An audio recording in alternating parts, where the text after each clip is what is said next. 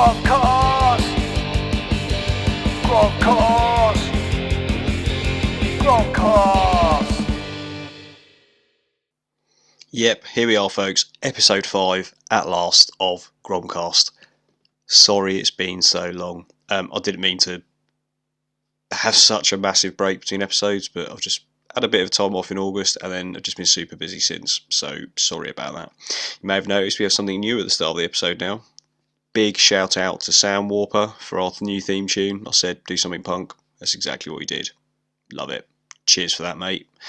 Who do we have in this episode, folks? None other than Davi Birks. You're going to know Davi Birks from the Ride Companion podcast. We talk all sorts of stuff on this one.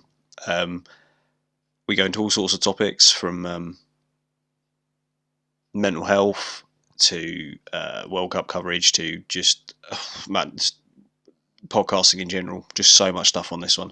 Some of the mental health stuff I had to edit a few bits out. And it's a little bit rough and around the edges, so sorry about that. And the audio's a little bit... The audio quality's not quite where I'd normally like it to be. I must have hit the wrong setting on Zoom somewhere. So what can you do?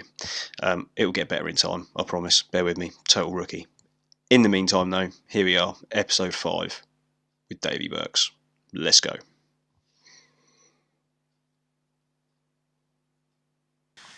So then, episode 5 of Gromcast, and I have none other than one of the original British MTB podcast greats, Mr. Davi Birks. Hello, David. Okay. Hey, nice to hear it's number 5 too, my lucky number. Oh, there we go. Oh, this is obviously going to be a It was meant to be. It was meant to be. I have this weird thing around my life where number 5 pops up all the time. Weird.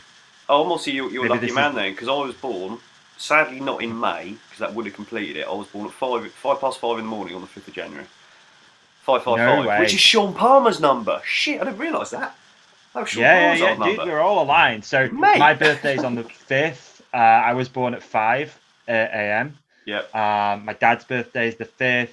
And like it always comes up. There's like, you know, maybe it's weird, isn't it? This house that I live in now, like my first home, that isn't a number 5, and it's always freaked me out. Because when we were legit, dude, like when we were looking for houses, I was like, okay, it doesn't have to be a number 5, but maybe it'd have to be like 32, 23. Like it's got to add up to 5, or I could maybe go with like 72 because that's 7 minus 2 would make it 5. And we're kicking this thing off. And people already know that I'm just the weirdest guy ever. So yeah, it's weird. Yeah. But I've got like 55 tattooed on my body because I figured that'd be like good luck and yeah. Yeah. It's like, what's the... Strange. I weirdly had this conversation because also we are just after the weekend, the Rowgate World Champs, and one of the kids, I think it's Charlie Hay, he signed in on the number 8, and I think in China, like number 8 is the one for luck or something. And I know that like number plates with number 8 in it in China, I think go for insane amounts of money. Like something about number 8 in China, in Chinese culture, is like super lucky. Yeah, stick that in the right companion for a lunchtime learn. Like, yeah, figure that out. Yeah, dude, this is crazy. Really, like numerology and all that sort of stuff. It's all connected, man. It's all connected. It's crazy. It's really strange. Be interesting to find out that about the 8. I guess it's the like complete circle overlapping. I guess it's all that sort of stuff. Yeah, good shape for a pump track too. I mean, yeah, ultimately, great shape for a bump track as well. Yeah. And a death race where you meet in the middle. Yeah, every time. Yeah, I think one of my favourite issues of Dirt back in the day. I think he visited Glyn O'Brien, and I think him and Ben Reed built this one they called like the Shamrocker. So it's kind of like the shape of a shamrock. So it's kind of had like a sort of a spine thing, I think, in the middle. So it's just like a 3-way kind of like. A bit like those fairground rides with the guys on the mini motos in the ball. I'm just like, yes, get it like that. Yeah, know it's gone wrong once or twice in the past. Oh, for sure. Yeah, for sure. Cool. So, obviously, the Ride Companion now is firmly entrenched. I think, or it feels like it's firmly entrenched in like culture around maybe here. Your brain. Maybe, yeah. Like, it is one of my regular listens. Appreciate it. It's a good giggle, and yeah, it's nice to hear them not the only one who just drifts off and talks about willies and bums quite a lot and all that kind of thing. I think there's a few of us out there. Yeah, mate. Immaturity. My wife reckons I got to 14 and just like stopped and my body carried on. But Well, I don't think she's that far off, to be honest. But yeah, no, it's yeah. What? So winding it right back, what was the catalyst for going? I'm going to start a podcast. For me, all right. Yeah. So the story of starting a podcast is a pretty crazy one, actually, because I think I've been doing the podcast for probably 6 years. People will know it's not. Well, people might not know. It's not always been called the Ride Companion. The Hook It So podcast. it initially started called the Hook It podcast. Yeah. So basically, I used to spend a lot of time driving with a previous business that I had. And I just fell in love with podcasts. I mean, I got this story that podcasts changed my life, and I get so much shit for that. And I have got shit for that off my friends and stuff in the past when I say it, but like it legit changed my life, man. I mean, I had a business selling camper vans around Europe. And I guess from the outside looking in, you'd be like, oh, this guy's killing it. Like, they're making tons of money, and I'm driving around Europe and I'm partying in different places. And I was really embedded in like the speedway world then. So I was going to like world championships and speedway GPs. And like on the surface, man, you'd be like, wow, this guy's having a ball. Like he really is having a ball. But like deep down, I was just so miserable. And, I was never at home. I couldn't like hold down a relationship because I'd always be away. I remember I'm my partner now, Emma. One of the best stories she's got of me was me going, like, we met and we went on a date and stuff like that. And I was like, oh, she's really cool, blah, blah, blah. And then the next day I was like, oh, I'm going to Poland in the morning, but I'll only be like 2 days and I'll be back. We'll go out again. And I was gone for like 8 weeks, dude. Oh, the perfect start. Like, yeah, exactly. And she was just like, what on earth? Who is this guy? Like, he just disappears on a whim and just doesn't come home. But so, yeah, I was just miserable, man. And I spend a lot of time driving, obviously around Europe and in my own head. And I think what it was as well, actually, was European radio is awful. Like, this is kind of like before, I guess it wasn't before Bluetooth, obviously, or anything like that, but it was hard to, find various radio stations and, stuff which was just different from pop music. So I started just listening to audiobooks, and then audiobooks became podcasts, and I discovered Joe Rogan, and I'd be genuinely like so excited for those episodes. I just like look forward to a drive because I'd listen to something that would open me up to all these new ideas and people and ways of working out, or talk about spirituality, or just all these things. Like I was never really listening to, I guess, like action sport stuff because it didn't really exist at that point. Again, I'm going back 9 years or something. Podcasts kind of came and went. Like they were really big, then they disappeared, and then I guess Rogan and that crew of comedians brought them back with a bit of a vengeance. So I was driving around a lot, listening to all these things, and there was one particular episode that it was Joe Rogan and a friend of his who's done the podcast tons since, called Duncan Trussell, and the conversation was literally about not doing stuff that you don't enjoy doing. Like, life is literally too short, and it's so cliche, but I guess when you're not tuned into that stuff and you're not open to those ideas, or even looking outside of your own little box that you're in, you just go with it, right? And I guess people always say, oh, I've been doing this job for 30 years and time's gone so fast and blah. And I was living that, dude. Like, time was going so fast and I was super miserable. And then I heard this conversation. It just changed everything. I was driving. I remember it clear as day. I was driving. I was like, you know what? I'm done with this. I'm over it. I'm not doing it anymore. Like, I've always wanted to be in the bike industry, like action sports or motocross. Motor is my background. And I got back to our base in Poland, where we had a factory. I had the business with my cousin. I sat him down and I said, that's it. I'm done. I want out. What happened then was kind of crazy. Like, we had a massive fallout. I mean, it's a long story. I'll not bore you with that. But basically, I came out with absolutely nothing. So for 4 years of running that business and building up a really substantial company. I'm not really materialistic, but we had various zeros in the bank account and whatever. Came away with nothing, but I just wanted to be out of it. Like, I hated it that much. So basically started a distribution company called Hook It. First brand we picked up was Census Grips. So I was already actually talking to Cam Zink through email because they were developing a motocross grip, and I was like, oh, I'd love to get involved. Like, could I help bring it to the UK, this and that? So I then started this distribution company, which was going to be a moto distribution company because I wasn't really into mountain biking at that point. Then I brought a business partner on board, Ol, who's a really good friend of mine. His background was mountain biking, and he was like, well, we should get involved in mountain biking. It's kind of blowing up at the moment. So all of a sudden, it was a mountain bike company. Sensors became the first brand. They gave us credit terms, which was crazy of them. Really, I owe Cam Zink a hell of a lot. He literally started the business for me because he said, look, take some stuff. You can have 60 days credit. So you don't have to pay for this stuff for 60 days, which was amazing. Like, what a great thing to do. Not that selling grips is going to make you a millionaire. It's certainly not going to pay wages at that point. Brand new company. Sensors had never been in the UK. Zero money to start. And I mean zero, bro. Broke. So yeah, we got going with Sensors a little bit. Started doing this and that, and I was like looking at ways that I could basically get Hook It on the map, get it in front of people with no money. So there's two options. I came up with two options. So the first option was to try and break the world record for the longest jump on a mountain bike. So that was option one. Bold, dude. And bro, I got so far. With that. Like, I had a location, I got a bike sponsor, I had a stunt coordinator. But basically the stunt coordinator came out and he was like, look, I can't do this for free. It's going to be like, I think it was like 10 grand or something to manage this stunt. And I was like, I don't have it. So yeah, that was one option. And literally that guy saying that poo-pooed that. But I was pretty much willing to put my neck on the line to make this business happen, right? And then the other option was a podcast. I was listening to tons of podcasts. I was getting loads of motivation about business through podcasts. But there wasn't a mountain bike one. Like, it didn't exist. I'm pretty sure. I mean, I say this a lot, that it was the first ever mountain bike podcast. And I'm quietly confident that that's the case. There might have been something out there that was like under the radar that I just not discovered, but I'm pretty sure that it was the first ever mountain bike podcast. So I figured, right, Hook It podcast, like make it the Hook It podcast. It'll like, I've got various friends in the industry or just outside the industry that I've met over the years.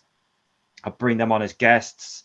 They'll help promote the business for free, and it'll just work. And it did. It really did. Like, it was kind of crazy. So the first guest was Sai, what's his name? Sai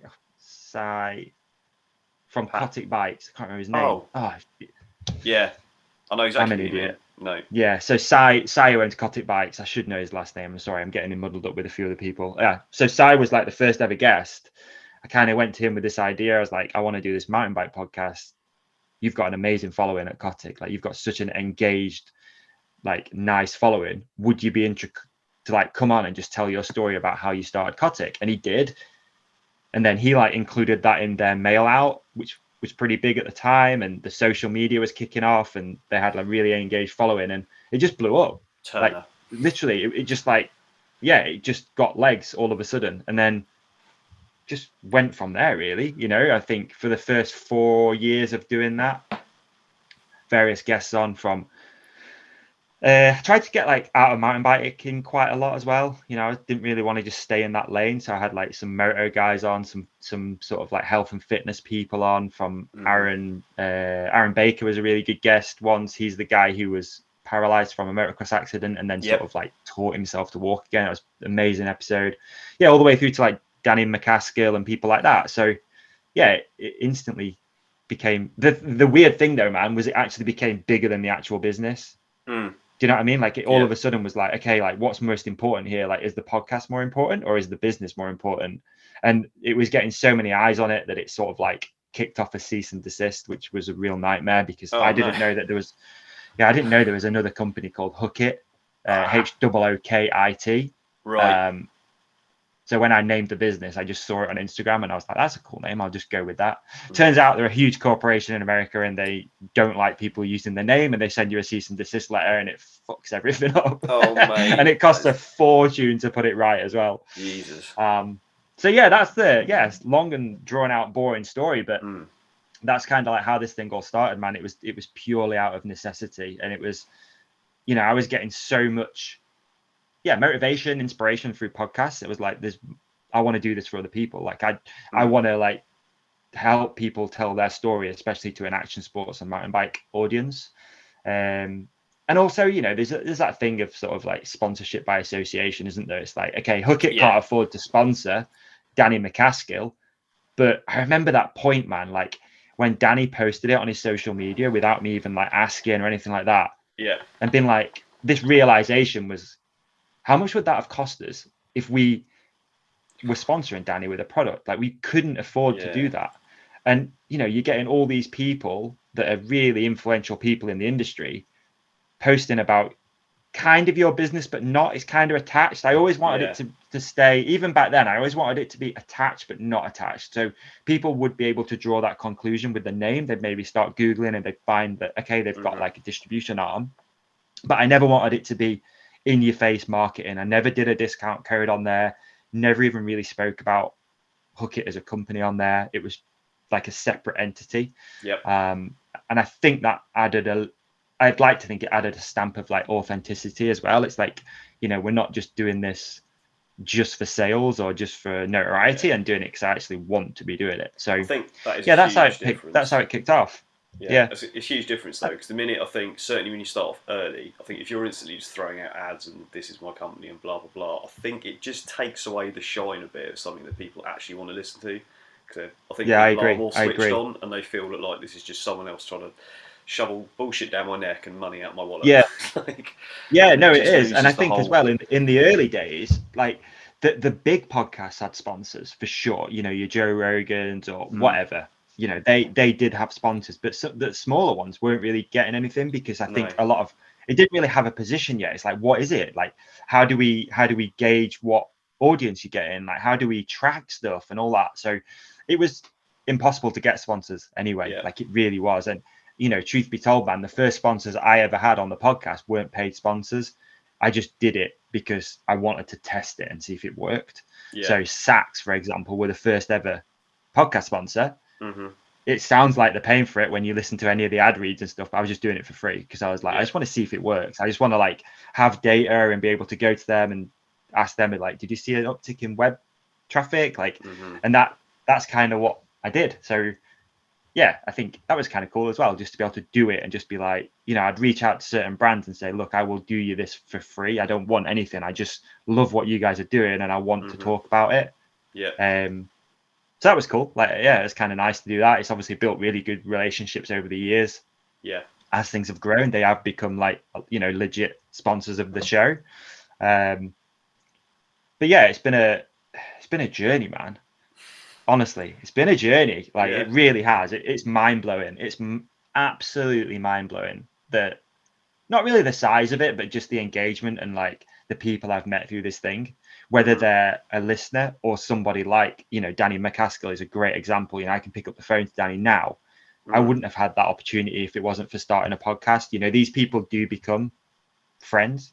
Yeah, you know it's what I mean? Nuts. Well, I'm kind of in the same. I mean, we're doing this now, right? Similar thing. I met you at the Freedom Ride, not the very first one. Obviously, after being a podcast listener, and I do remember saying briefly, I think we were pushing up on on the afternoon on that first Freedom Ride, and I was like, "This is the weirdest thing," because I don't know you, but because I've listened to this podcast for almost since the beginning. It feels like you've just been part of it's a very weird relationship. It's a really odd thing. You feel so involved with the host, even though you're not. You just, not. It's a strange but lovely relationship that you have with people. People. I put an email out yesterday, actually, slightly off topic, but talking about certain, like, I guess, sort of deep topics, really.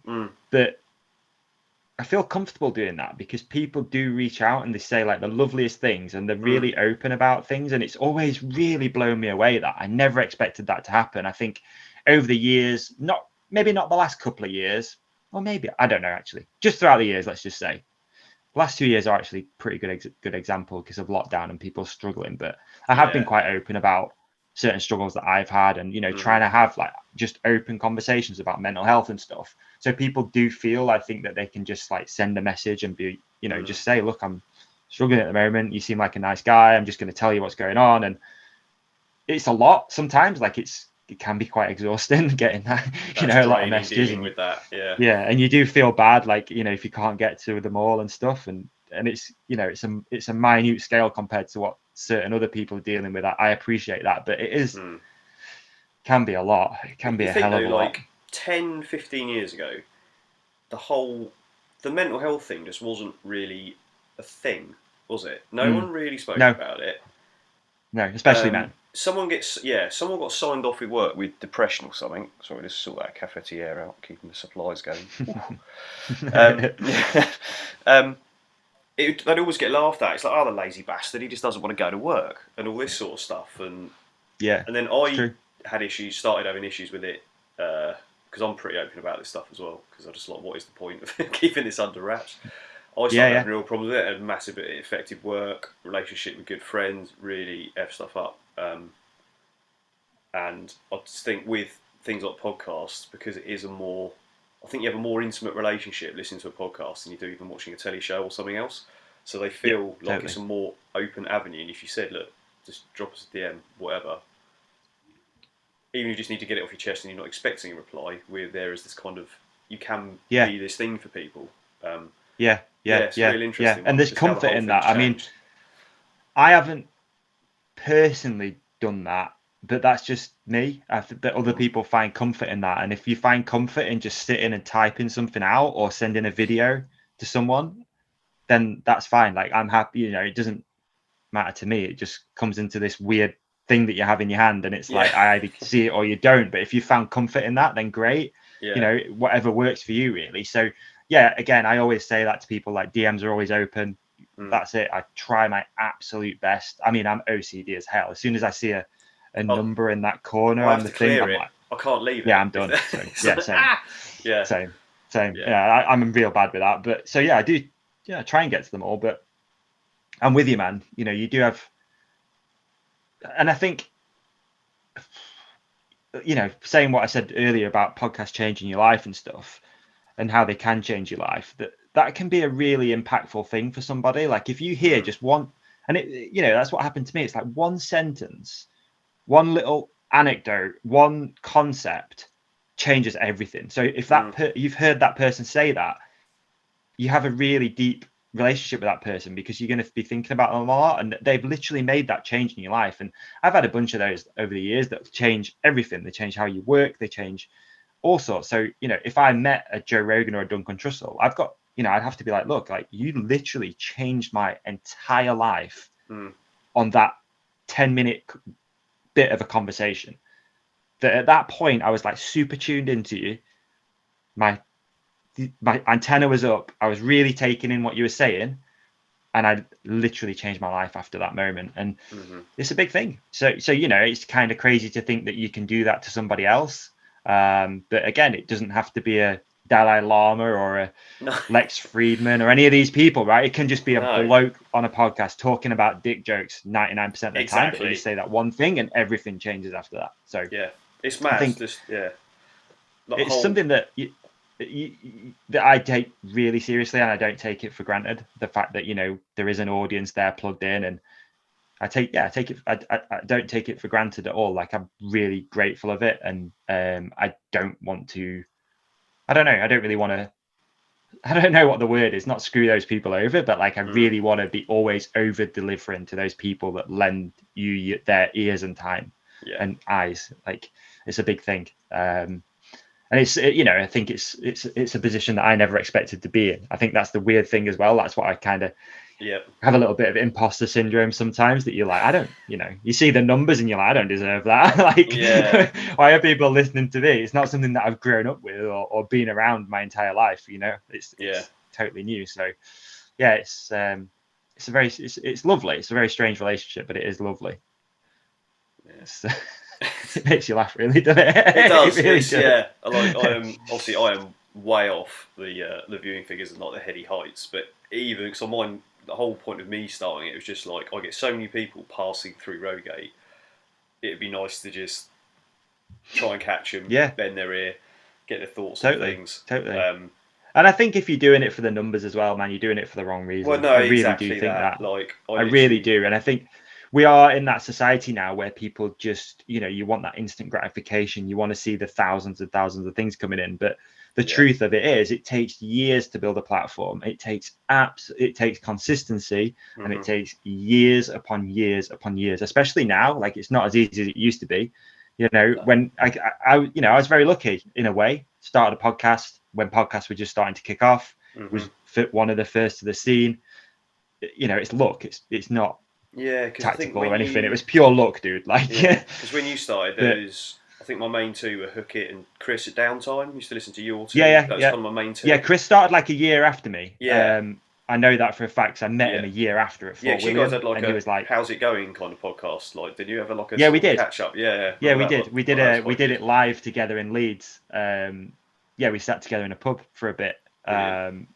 We've it's cool, really. I guess in a way, especially with those two, me and Chris, we've both gone in our like separate directions. There was a bit of a thing there for a while. Like we were both hunting for the same guests and like, but you know, he's found his lane, which is more racy, very race focused and into the a bit more tech and stuff like that. And I've gone my way.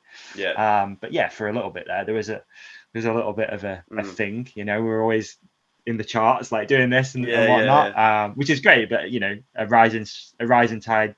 What is it? A rising tide raises all ships. So anyone who starts a podcast now, I'm just like, dude, let me help you. I'll share anything that I can tell you about what I've found out through this journey. And it can only be better for the scene. I think it's just harder to build an audience because there's so much out there that's now. The thing. Like when I started mine, I'm going to try not to talk about me now because part of my learning podcast journey is stop talking about yourself when you're talking to guests, because people aren't listening to my podcast, they listen to me. Yeah, they do. Come to my they podcast, do. You'd be surprised. my guest. Well, yeah, because I mean, like the biggest ratings I had so far was the issue I did with episode I did with Scott Fitzgerald, who runs the Southern Enduro Race Series, and me and Scott sort of go back a little bit, not close friends or anything, but I've known him sort of face around sort of the local scene for years, and that one has been by far, it's had like 3 or 4 times the listeners compared to all the other episodes, just because I think it gave such a background of what actually goes into getting a race on, and it went into some quite serious topics like access to race venues, rider attitudes to things, all sorts of stuff, and that one did blow up quite a bit, but I think also it's quite a successful one because oh, are you kidding me? Right, hang on. It's all right, I'm going to get rid of that in a moment. Okay. I'll come back to that. Editing incoming, folks. So this is my third, but I think a lot of people liked it because it was just an audio-only podcast, that one. So Scott came up to work, finished work for the day on a Wednesday late night, and we sat there and we sort of joked. It's basically 2 giddy dickheads talking shit about bikes for about 2.5 hours till it was dark. We were literally sat in the woods with my 20 quid set of lapel mics from Amazon just stuck on each other, plugged in my phone, recording it, just going. And I think maybe that's part of the reason why that one was so. I think people just organic, and people feel that vibe as too, right? People get exactly. that vibe. And it's the same with actually my first episode was with Luke Williamson. Obviously, I know Luke really well from Rogate, elite level World Cup racer, lives 10 minutes down the road from Rogate. Super nice guy, and I was always ever since I started working at Rogate, I started to get to know him and his dad, and everyone will know his brother, Luce. Shout out Luce Williamson, the legend that is. Every time they came up, I would just bend their ear about what's going on with you and your team and your World Cup and how you're getting on the bike and blah blah blah. Then I was like, I need to make this a thing. So Luke's one of my kind of regular guests, like dropping through the season, just to kind of get that kind of insight and put it out to people, because I think like and people want that, man, and you. It is, and you don't realise as well that people are talking about it behind the scenes. Like, just because this is something that I've come to like really realise. Okay, so like, it is lovely when you get DMs and you get people sharing stuff and this and that, but there's nothing better than just word of mouth. And there's like this, as a species now, we hunt for dopamine and stuff, and we always want that verification. If you put a clip out, you want it to get thousands of likes and this and that. 99% of the time it's not reality, so forget about it. Exactly. But you don't realize that, like you just said, dude, the reason that one's gone so well is because people have shared it and they've talked to their friends about it and they've gone, hey, did you listen to that episode about this and that? And I think that's so cool. I love that. I even had Jim from Pin TV. I was like, mate, that was sick. I was like, thanks, dude. It's like, wasn't expecting it's that. Crazy, isn't it? Exactly. Yeah, dude, it's crazy that when that happens. I think that's the most beautiful thing about creating content is it goes out, you put it out into the ether, and people share it and they talk about it, and you don't even know it's happening. Like, you've just put it out. Exactly. And again, the even cooler thing is you did it on a 20 quid piece of equipment. Literally, my podcast kit is literally this, and I started with the Anchor app, which is the Spotify app, basically. and a set of these 20 quid lapel microphones, one of which all is you currently need. pinched to my t-shirt, or it was. Jesus, that's somewhere else entirely now. Oh no. It's gone. Yeah, literally, that's all you need, folks. 20 quid. Yeah. Set of these. And It's crazy, isn't it? Hopefully now my audio is crazy. going to be better. Yeah, you don't need the latest, greatest stuff. No. And I think my point before I went off on one there was about like niches. Like you're saying, Chris is very much like, with downtime, is quite race focused and the real nitty gritty. So it's really good for like the race heads and people who love the bikes and the tech. Yours is a lot more kind of, I was going to say more fun. That sounds really negative to Chris's. That's not. Yours is a lot more kind of social and seen and just, I think just a bit of an escape from everyday life more. So for whatever people are wanting from... which is what I want. Yeah, exactly. Just filling a personal void most of the time. You know. Yeah, exactly. I got to the point with mine as well, with all the guests. It was just becoming so much. Like you'll know, you've done a few episodes now.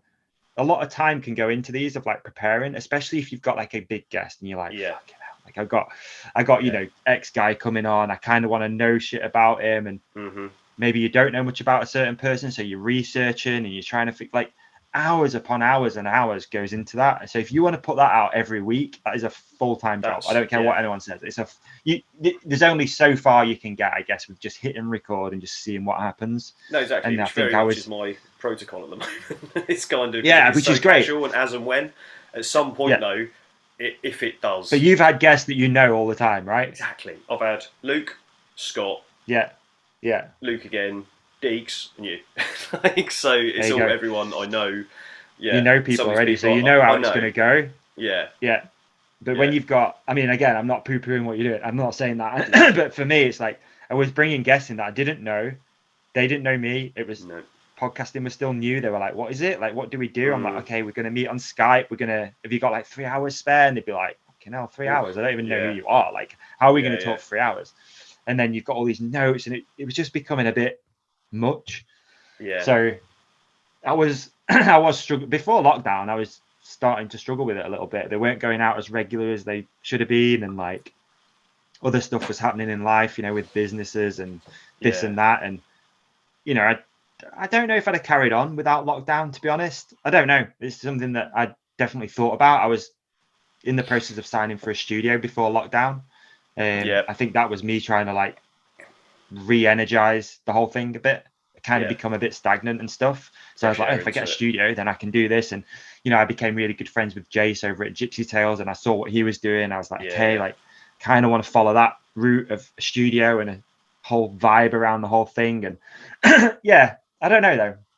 It was definitely, it's a lot. It can be a hell of a lot. It's not an easy thing to do. You know, it's a lot of prep, and scheduling was a nightmare. I fucking messed that up all the time. You'd be like, okay, time is it in Canada? What time zone are you in? Okay, right, I'll stay up till 11 o'clock tonight and we'll record. Mate. And that does tough. Get tough. It wasn't easy, that's for sure. But hey, then everything changed. I think I'm going to pause it now, folks, and I'll probably put in one of my awful self-made ad breaks because my Zoom's about to run out after 40 minutes. You selling dick pills on here now? I might do. Yeah. Why not? All right. We're brought to you by Rhino Red.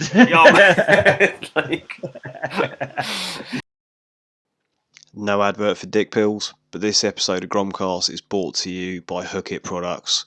Go and check them out for all your brake pads, chain rings, frame protection, all sorts. Get on it. Hook It Products.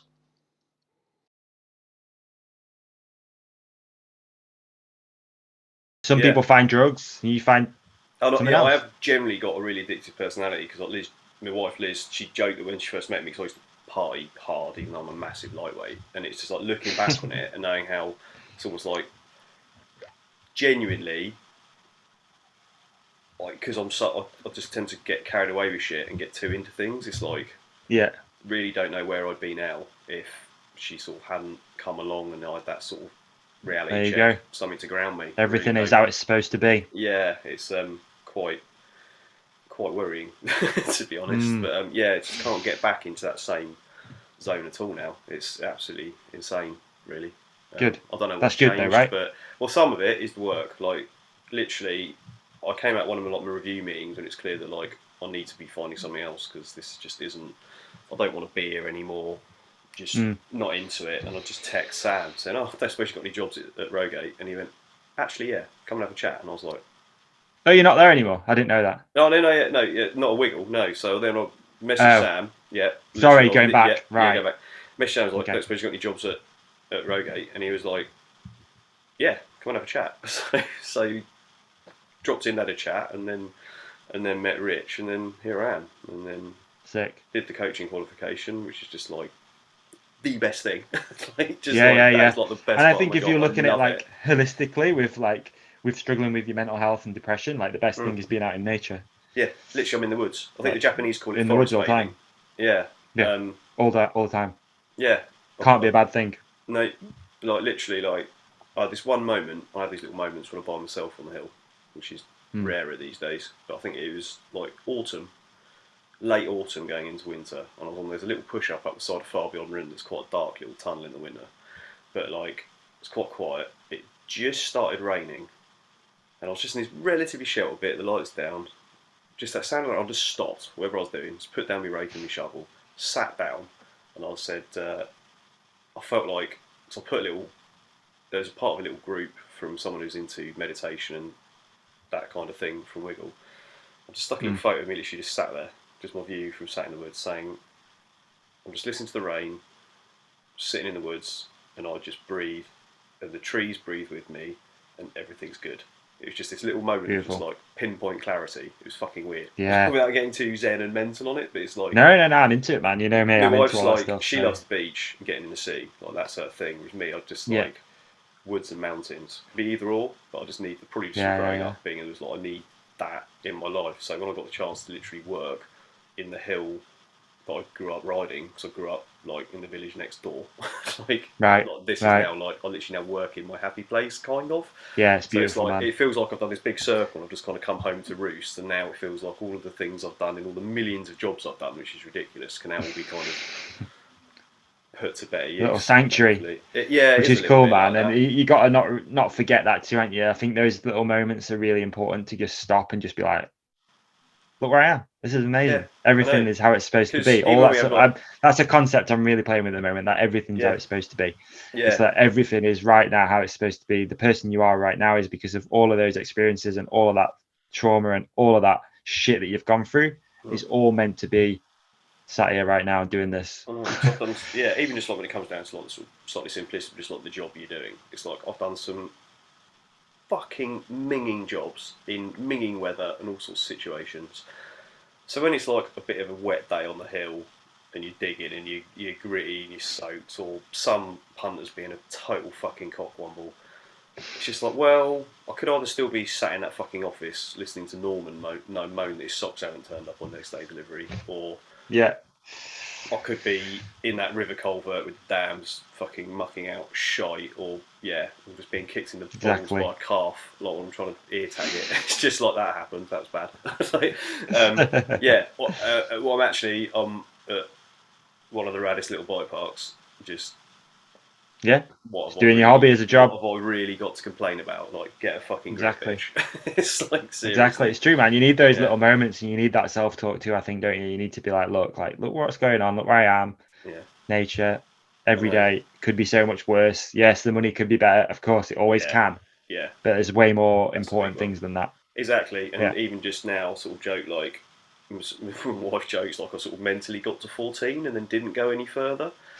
I sort of look back on that and I think of like the people out on my wall as like all the bike posts up in my bedroom, and now like they're almost mates. Like Gilly will just rock up and be like, "All right, Mark," and I'm like, "Yeah, mate," but like 14-year-old me inside's going,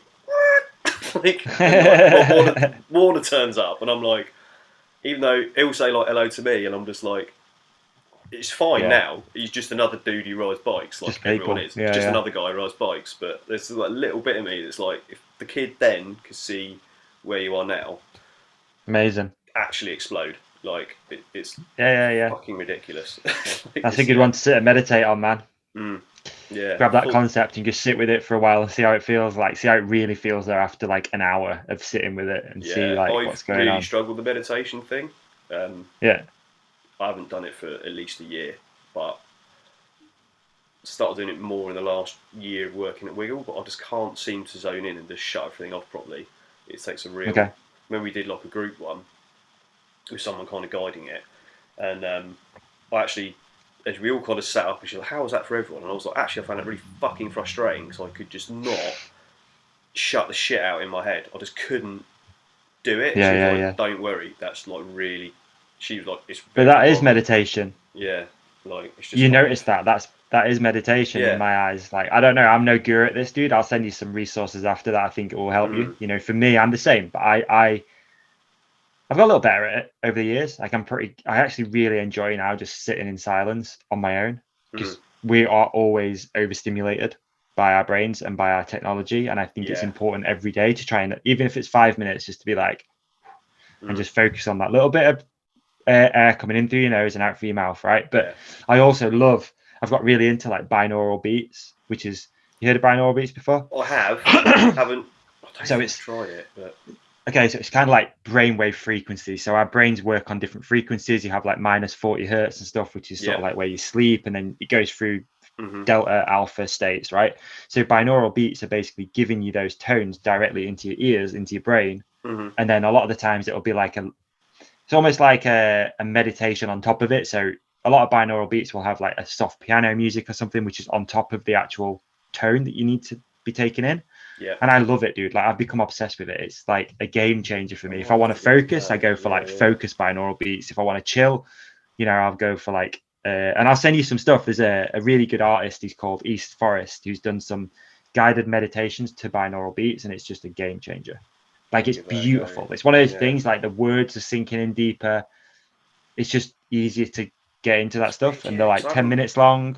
So I have my little 5 minutes normally once a day. I'll often we're not literally always working together at Rogate. You always get little bits through on the hill. But even if I was walking up the top somewhere, I'll normally. There's something normally I can kind of see out over the valley near the top. I always take those 5 minutes to try and stop and just kind of take it in a bit and appreciate stuff and get back to that. I couldn't, especially when I'm on my bike and just riding and stuff. I get that kind of. Yeah, the meditation thing is difficult. It is really hard. It's not an easy thing, but that's the point. You know, people. You know, I guess the bigger picture with meditation is you're searching often for that like enlightenment, and a lot of the time people never reach it, and they've done it for years upon years upon years, sitting in caves, mate, like for years. They never find it. The enlightenment thing, because I'm not a religious guy. Like, no, not happening. Just don't agree with lots of it. Causes too many issues, whatever. But I had a weird moment once in a religious building. So, fucking hell, this whole morning's taking a totally different turn than I was expecting. This is rad. So it usually does. Way back in 2010, me and Liz went to Sri Lanka for a couple of weeks, like a big tour holiday around Sri Lanka, and they've got big Buddhist temple, Temple of the Tooth. Okay. Fucking sick place. Like, just obviously Sri Lanka is just insane. Like, so much stuff going on, and went into the temple, and you're going around it a bit, and certainly from the more busier areas like Kandy, you went to a city there, it's just insanely sort of just busy and full on, and that kind of culture. It's just like, I'm not down with this. Can we go back out into the jungle and tea? Sort of vibe. It's just fucking mental. Doesn't help. They don't have rats. They have monkeys. It's just fucking, they just bonkers everywhere. Monkeys, just horrible, mate. Just horrible. And so around the temple was generally quite busy. But I got in the temple and everyone, whereas outside it's just bustle and everyone's doing their thing. Like, everyone was just a lot more respectful of everyone. Just the vibe was different.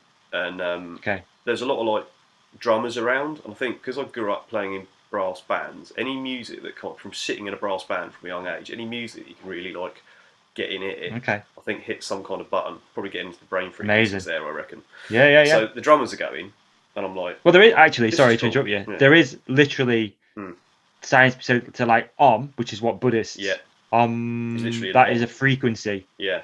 Frequency, which is a brain frequency, which puts you into a meditative state. So there is 100%, dude. That's like a thing. Something in it. There's another one. There's a guy. It was like a short film or somewhere. It's this old guy out in like LA or like Venice Beach or something, and he's just known for this like just bombing up and down on his blades, just cruising along. So it just feels like I'm flying. It's because when he's cruising around, it does something with the balance and the fluids in your ear. It's literally creating some kind of state. So he's in, Yeah, this thing.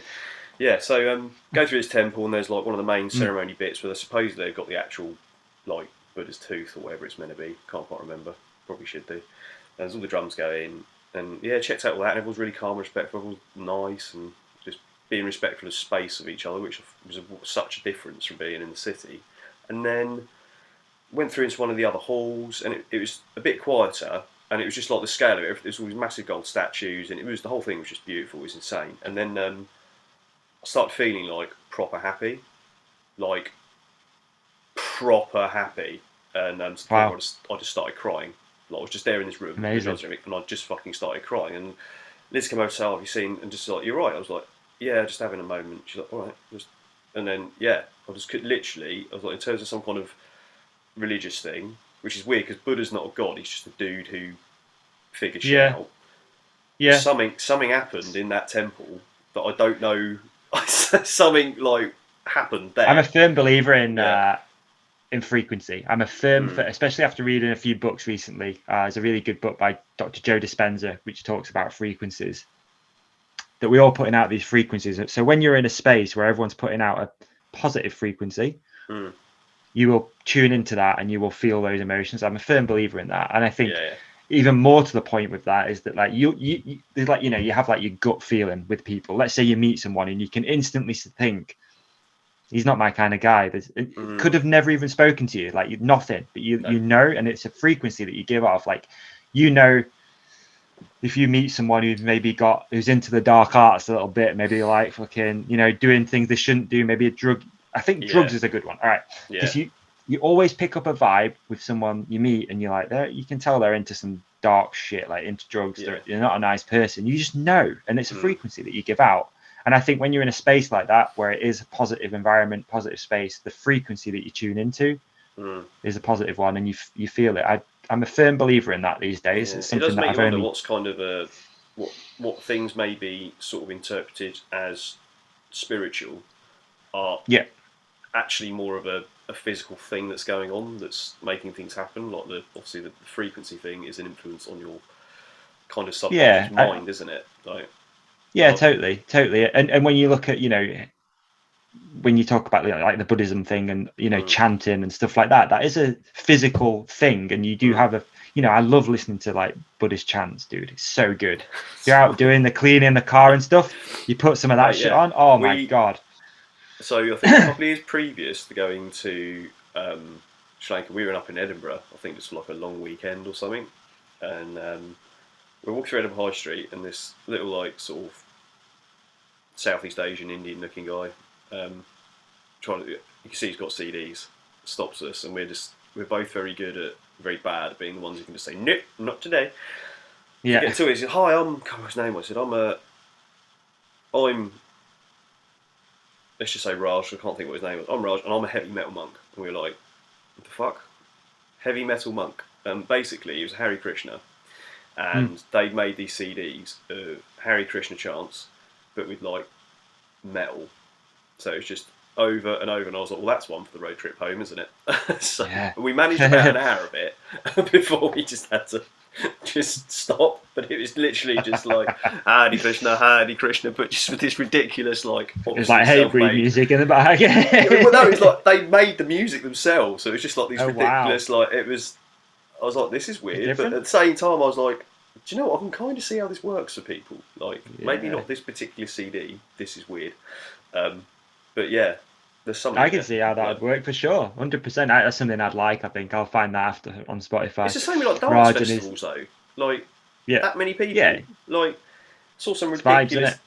Got caught up in like a YouTube short, and it was like after I'd shown the son Rafe, the kids show Hey Dougie had like a sticky stick song, so it's like a sort of joke rave song about one of the characters. It's brilliant. I think parents appreciate it a lot because it's I won't get into that.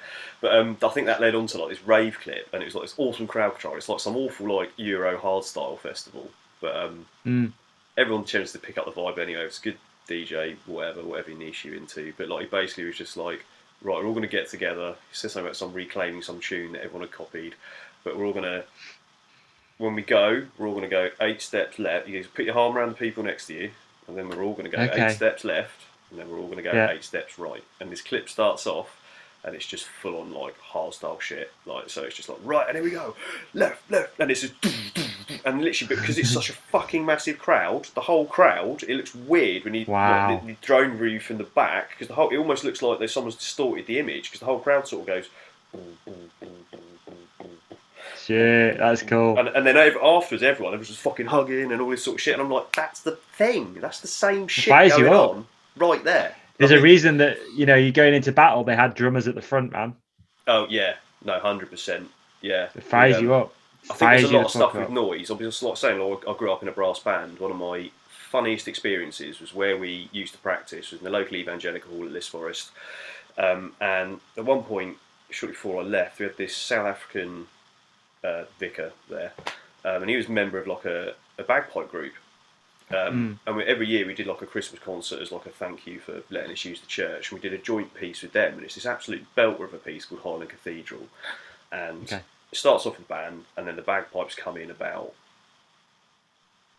just before halfway through.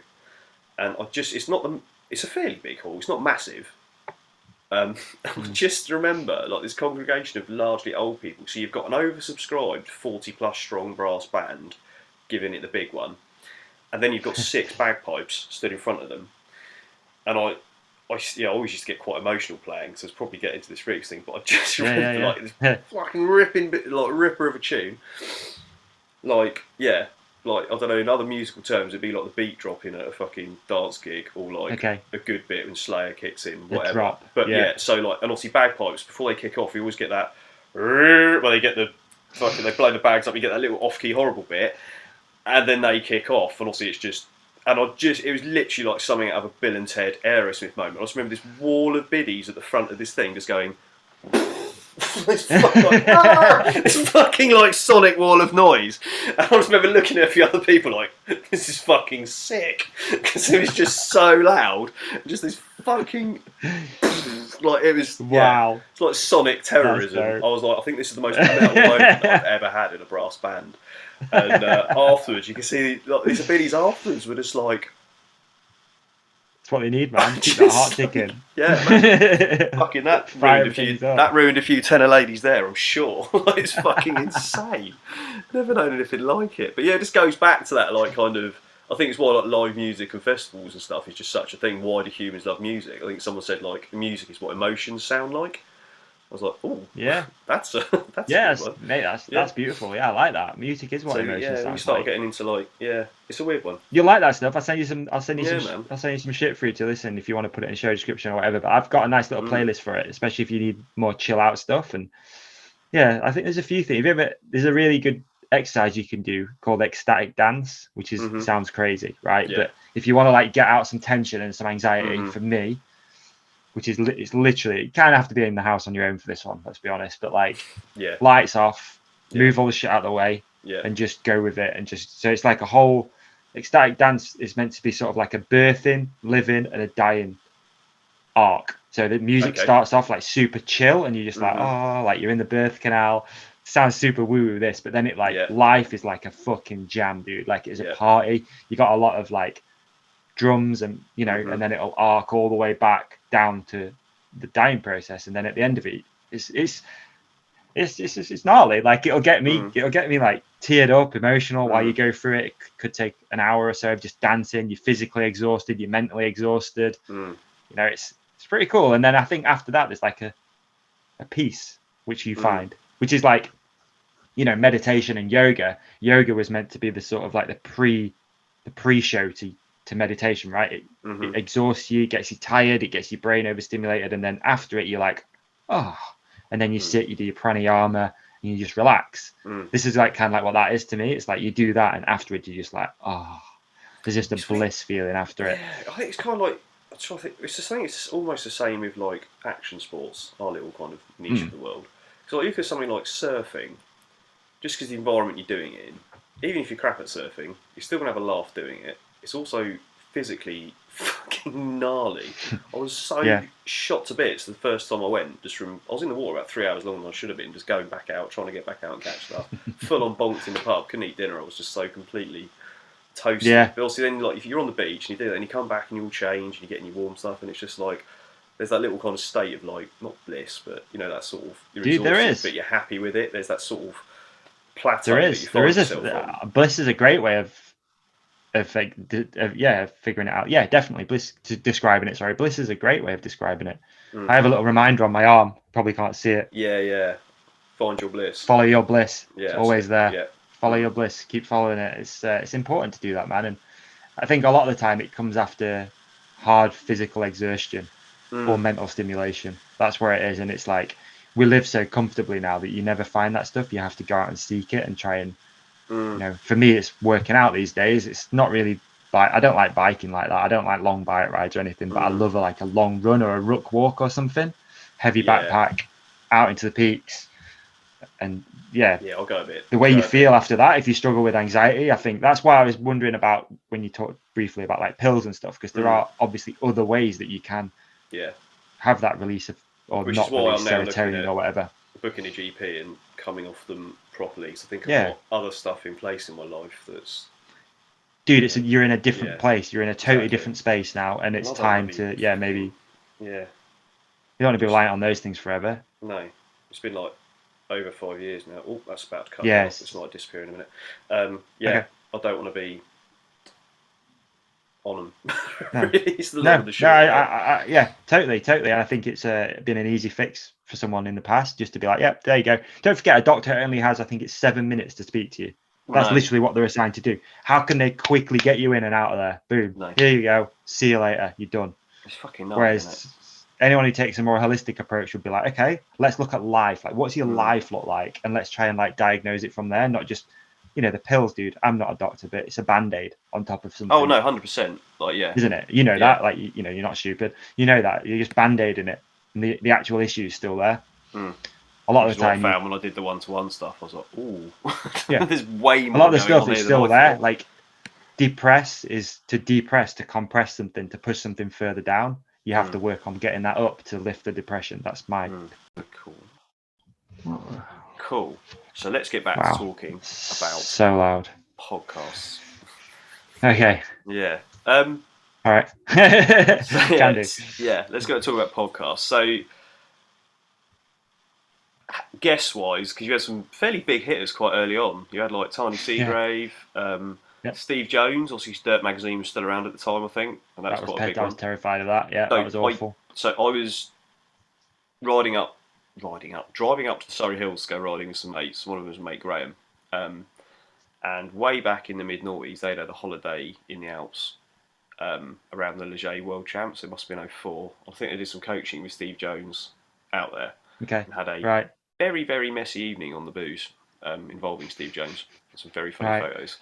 And I just remember I was driving up and listening. I think it had he'd managed to get people sending questions for Steve, and just driving up, really zoned in, just listening. You know, it's like we listen to podcast driving, he's totally in it. And then he got he was pretty up. It was like, next questions from Tree Hugger Graham. I'm like, that's his Insta handle, and it was, what's the correct way to drink a flaming sambuca? And I had to stop because I was laughing so hard because Steve was like, kind of a bit of a next question, move on. I had to stop because I was fucking laughing so hard and crying. No, exactly, and just flash back to this album. So weirdly, that's funny. It was a fucking funny moment, dude. But I don't really remember that one at all. I remember obviously it's Steve Jones, but I was at that point still relatively new to the bike industry, man. And I remember my friend Joe, who linked us together, Joe Berryman of Steel City Media fame, was like, dude, get your I's dotted and your T's crossed. He knows biking. I self-confessed don't know biking. I'm not that guy. You asked me who won the World Cup in 2011 at Leger or wherever. I ain't got a clue. I don't care. And I knew he was that guy that'd be like, and he'll tell you the head angle of what they were riding. And I was pretty scared. I've no idea how that one went. I definitely would never listen back to that in my life. That dude knows racing. He knows it. One of the biggest things I miss about Dirt was the articles he used to write on the World Cup rounds. They were just such a. And also, he knew a lot of the races quite well as well. And he said, I just really enjoyed his his take on the World Cups, and For there was sure. a little light bulb pinged in my head when I was sat on the potty this morning.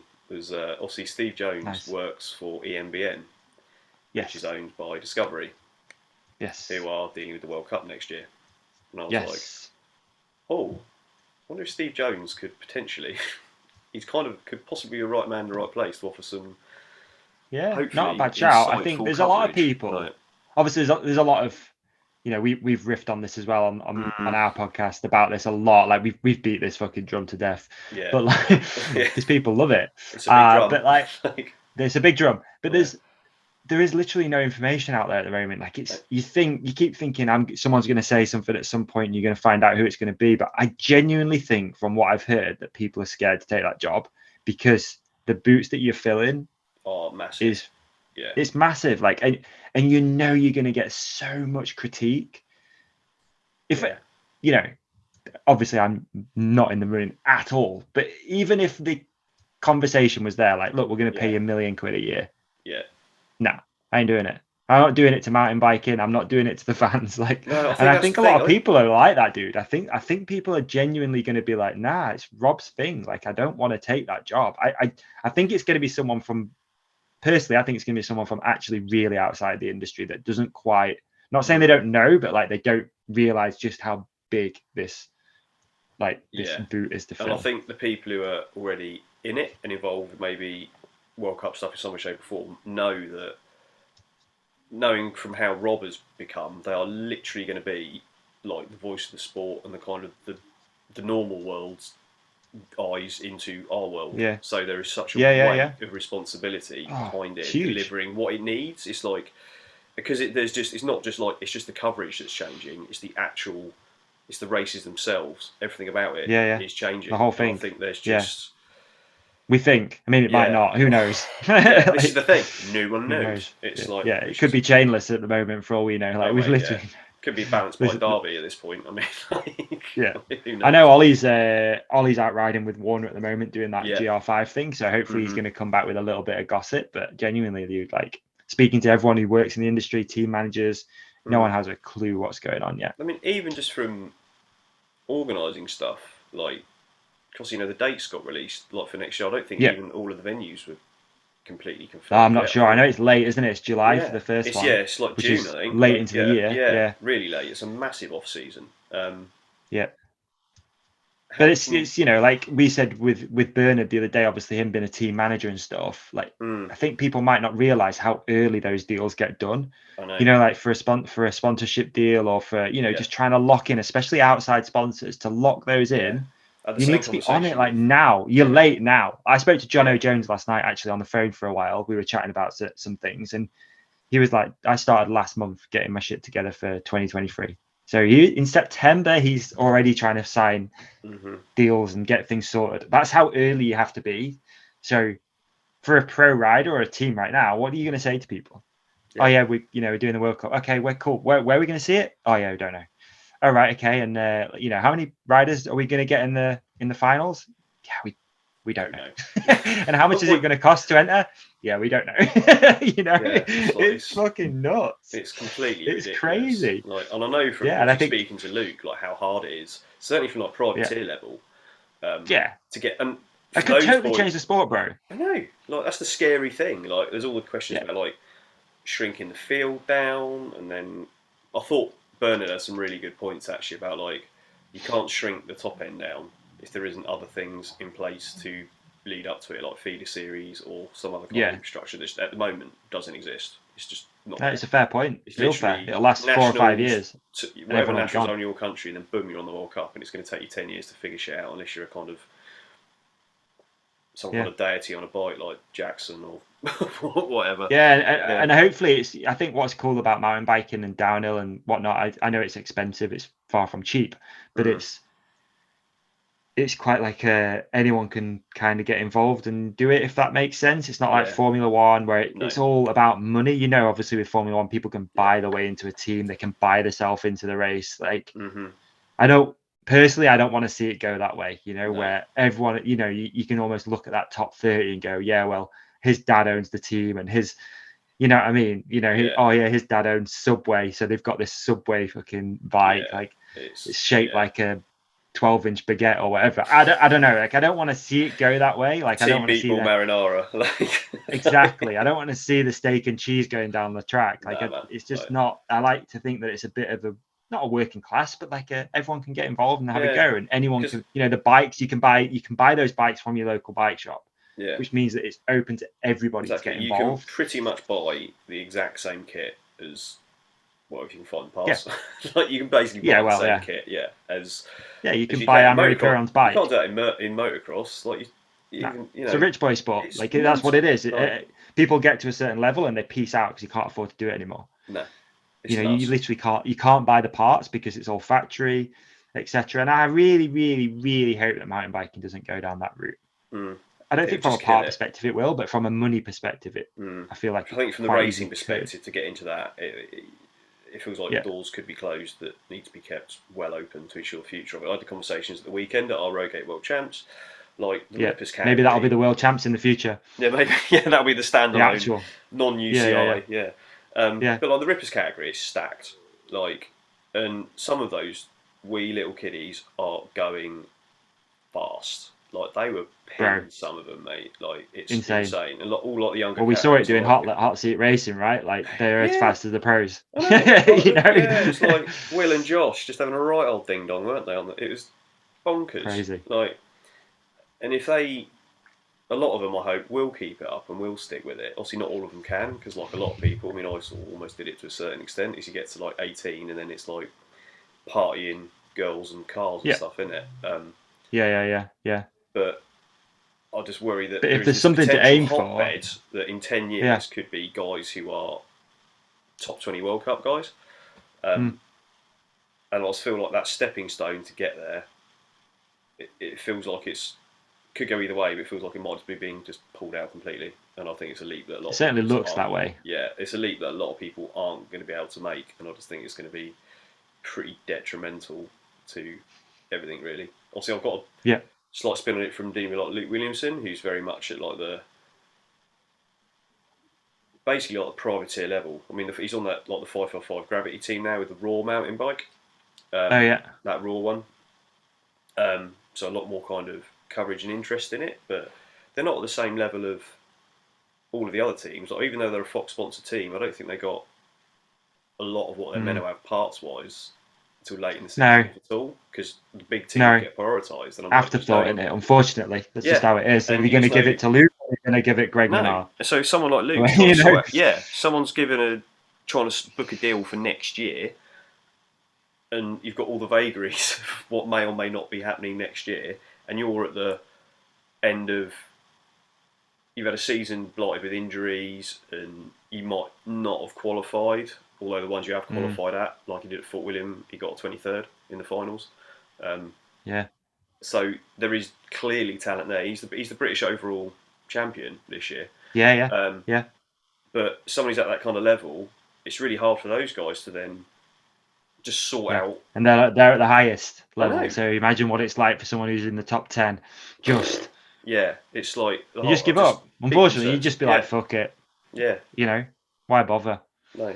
So dude, it's a real it's tough crazy. one. I mean, I've never seen anything like this with a sport personally. I mean, I'm not a huge sports fan guy, but the fact that there's so many unknowns at the moment, and it's just it. I hope that these people, Discovery, Warner Brothers, whatever you call them, I hope they come in and I hope they kill it. I really do, because the sport deserves it. Want to give it the benefit of the doubt. I don't want to get too poo-poo it. But right now, it's not good. Let's be honest, it's just not. So, I don't know. Part of me keeps thinking, like, is there some sort of contract that's been signed that's, you can't talk about things, so team managers aren't saying anything? I don't know. But I still think that, with you as well and me, someone would have said something and be like, look guys, like, off record, this is what's actually going on, it's going to be fucking sick. But there's literally nothing. Like, there's nothing. Wall of silence. Crazy. That's a bit weird, because it's Chris Ball, who I always viewed as kind of like one of the good guys, if you like. He was the UCI technical delegate, I think, for years, and then the UCI were looking at starting an enduro series. So he kind of went round and started putting the feelers out, started to organise stuff, started to get things in place for that, and then the UCI turned. This is my take, and I think the UCI turned around and went, "Nah, we're not going to do that." So he just went, "Fuck it, I'll set it up." And then we have the EWS. Right, EWS. And now he's then kind of come back round. Sort of, obviously the UCI did start sanctioning like parts of the enduro sort of world racing side of it, and now he's kind of come back to doing the downhill side of it. So I'm like, well, this guy knows what's going on, and he's developed now a really highly regarded series for sure enduro scene. Yeah. So this guy he almost created a discipline. Yeah, like he really made it. Like yeah. There's this thing that was going on that he really just lifted up. It feels like he just lifted it up another level. Totally.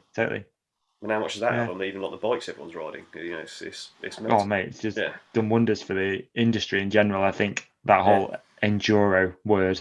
Yeah.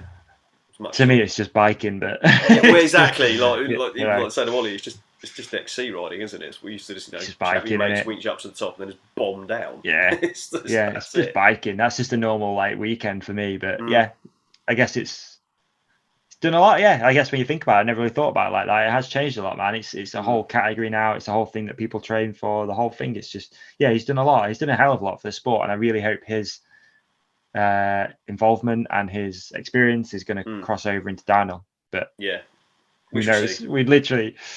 We shall see. Time will tell. Yeah. So it's interesting because I think obviously there is so much chat about it as well, but it feels like we're all just every podcast I've listened to that's maybe talked about the future or magazine anecdotes, like there's the same points come up, and the big one is no one knows. No one knows. We've got nothing literally to no one talk knows about. Everything is literally speculation, and we'll not be the first to know. We know, you know that it's going to go to the big guys, Pink Bike, all those people. They'll know first. That's what's going to happen, and then we'll riff on it for a bit and try and figure it out. But until that time, we just keep speculating, keep making rumors up, dude. Just keep making rumors up, just for the fun of it, right? Yeah, exactly. Just keep making rumors up. It's going to be chainless. Skin suits and bullet heads going to be compulsory from 2023. Yeah, exactly.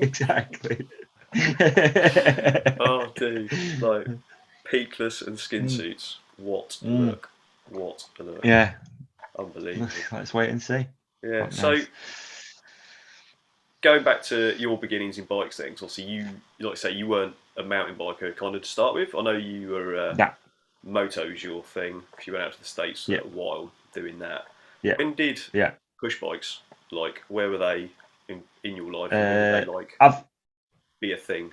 I've always had mountain bikes, always like rode and, always from being a kid. I mean, moto was my calling, but two wheels in general kind of was as a child. I was always biking, always doing wheelies and all that sort of stuff. I raced some cycle speedway when I was a kid, and just always was around. Give that a crack. Looks well gnarly. Oh, it's so fun.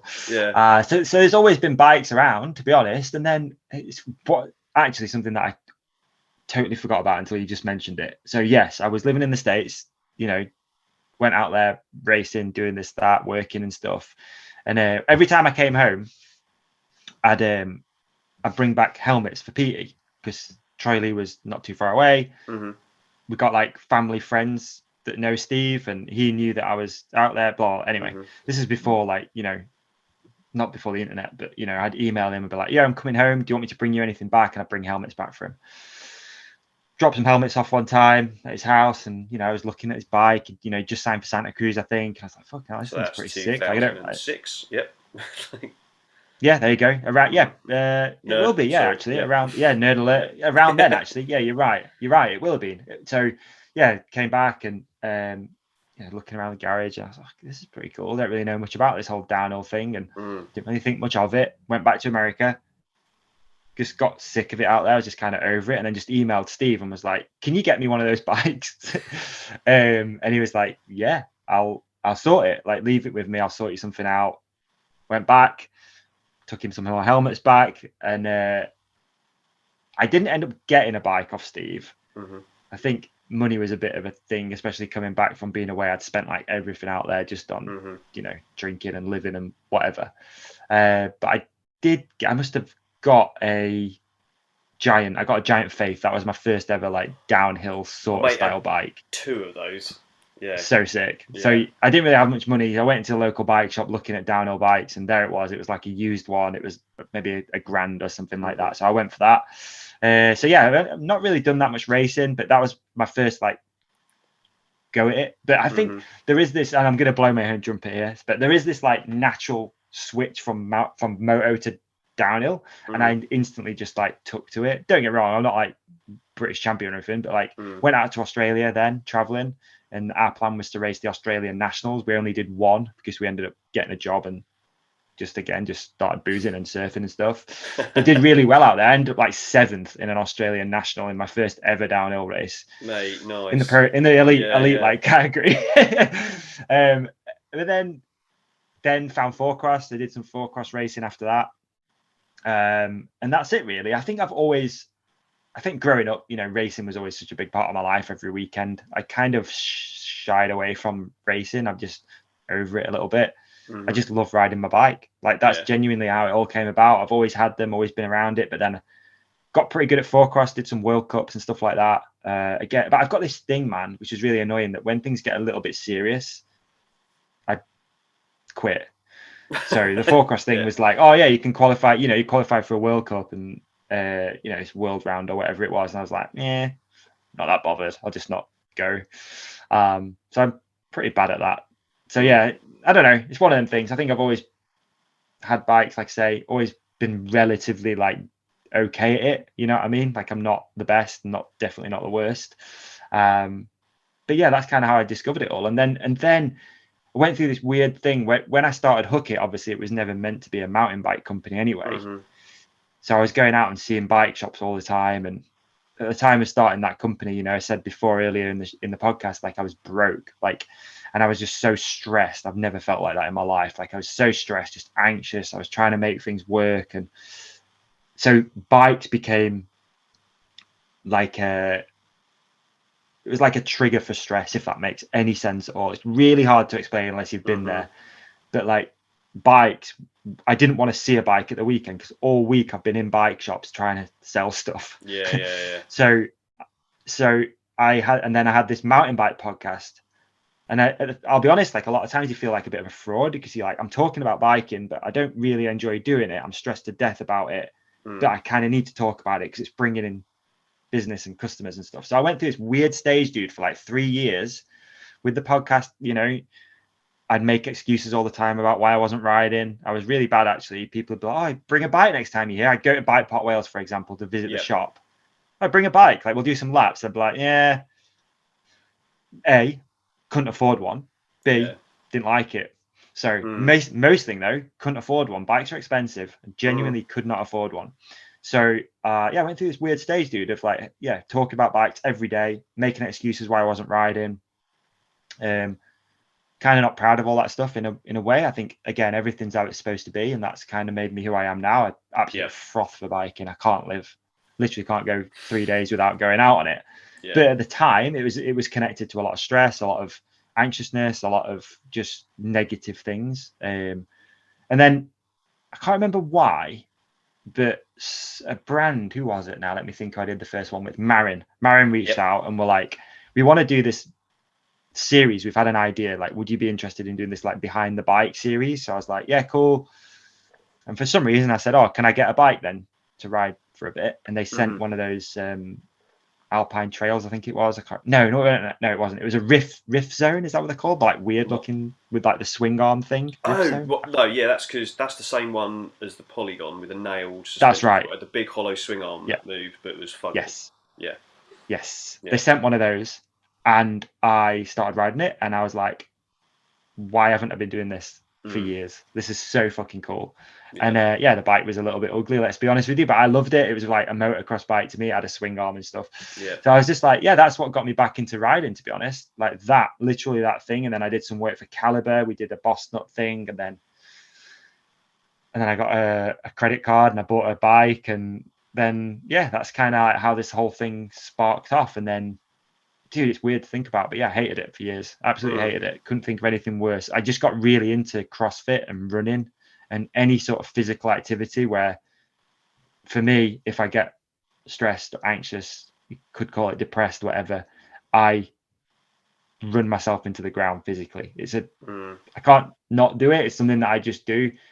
So like if, for example, I do feel like really down, I'll be like, right, I'm going to run until I'm sick, and then I'll run back. That's just my thing. That's kind of how I deal with it. So that's just what I was doing. Like I got really fit because I was just down and just masking it with stupid exercises, going to CrossFit classes. It's funny. So I got into running. I broke my collarbone, I think like the year before I started working at Rogate, and obviously couldn't get on a bike, so I started doing running, and ended up with loads of injuries like plantar fasciitis and shin splints. Mainly because I went from doing no running. Obviously working at Wiggle, there's lots of runners and triathletes, all this sort of stuff in the office, but went from doing like 5k twice a week on my lunch break and like 10k while my daughter was at gymnastics on a Saturday, and so I went from doing like nothing to like 30-40k a week, and your body's like, whoa.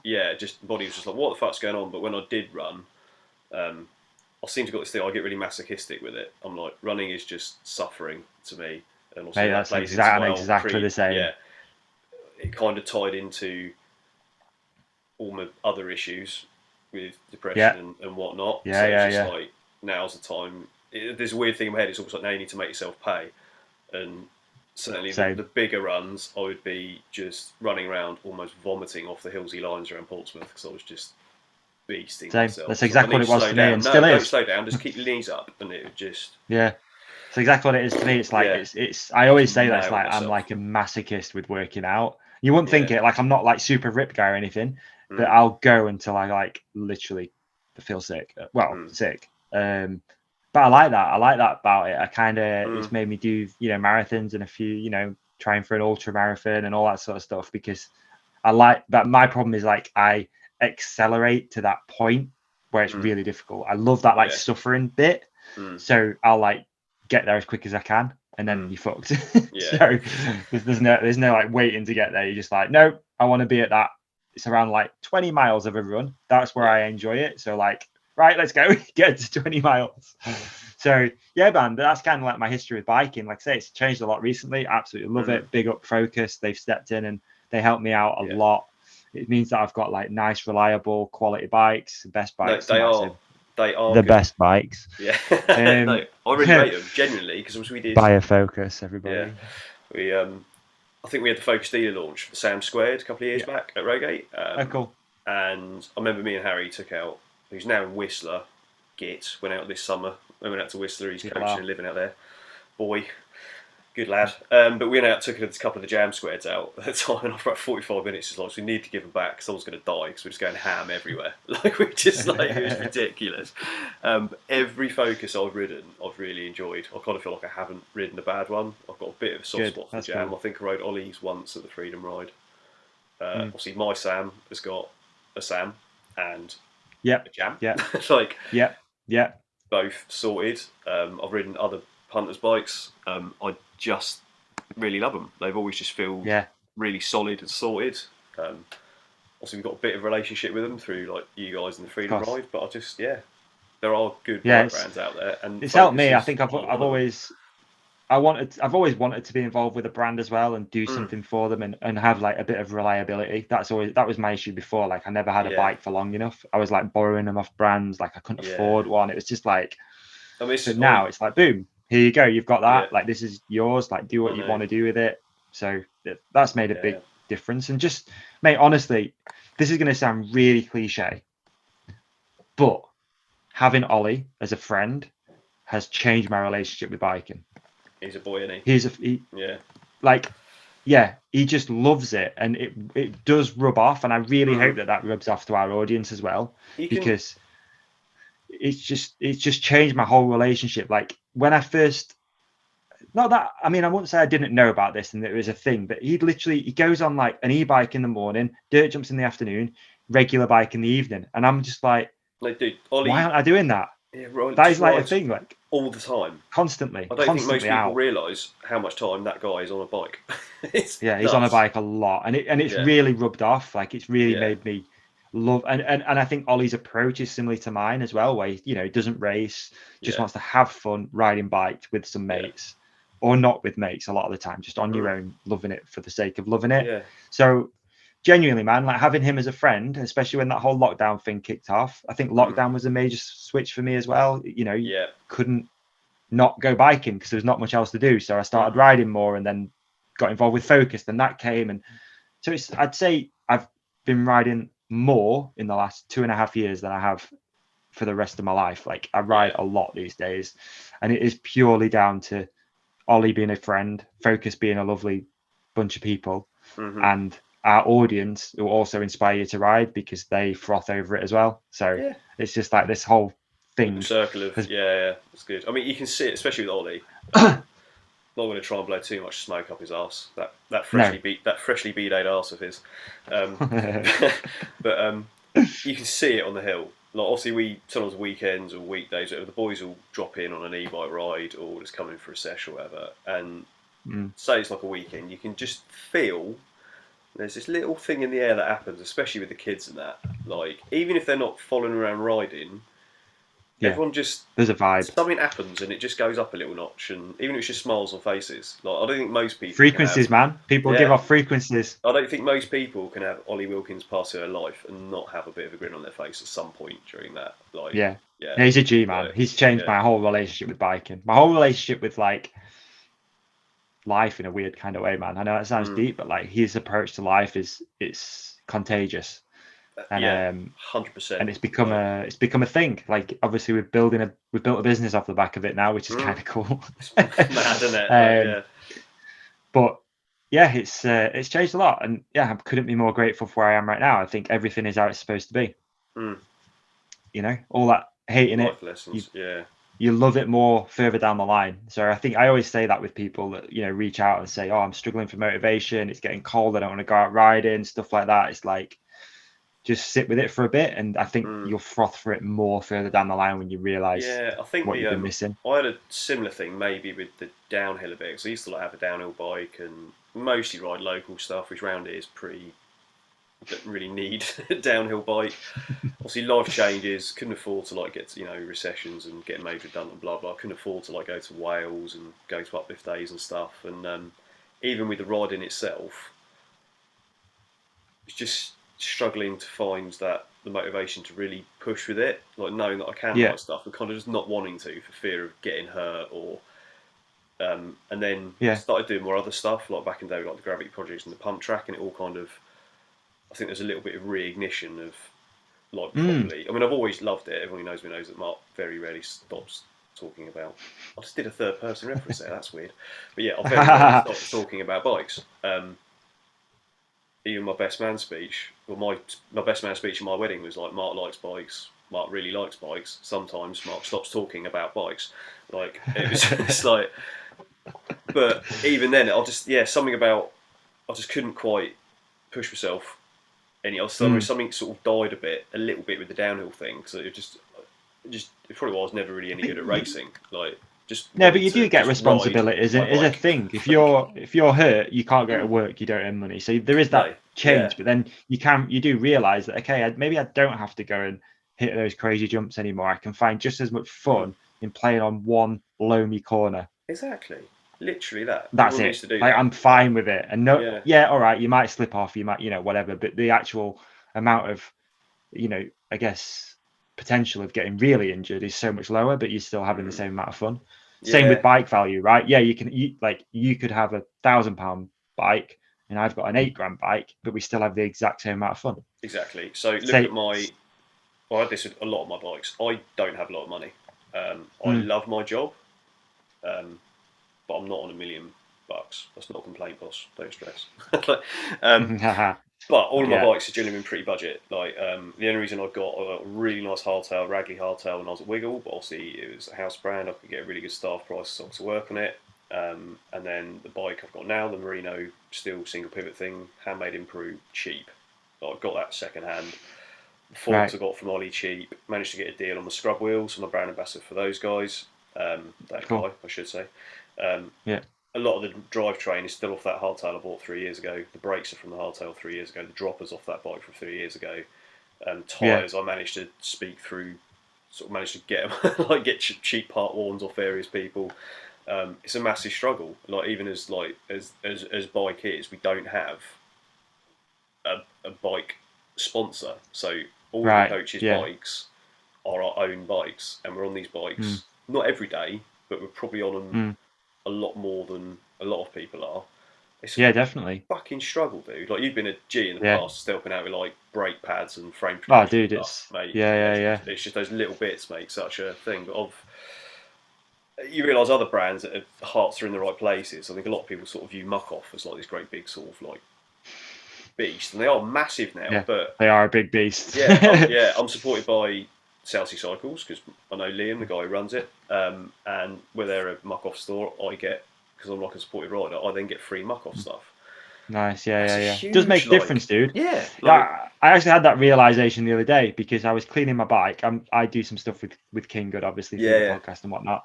Also good Cleaning stuff. my bike with King Good, and the bottle ran out, and I was like, I've just done a full bottle wash in one bike. Like, that's like £8, and I don't want to take that for granted. I was like, fuck, like, I feel really bad that I've just done that.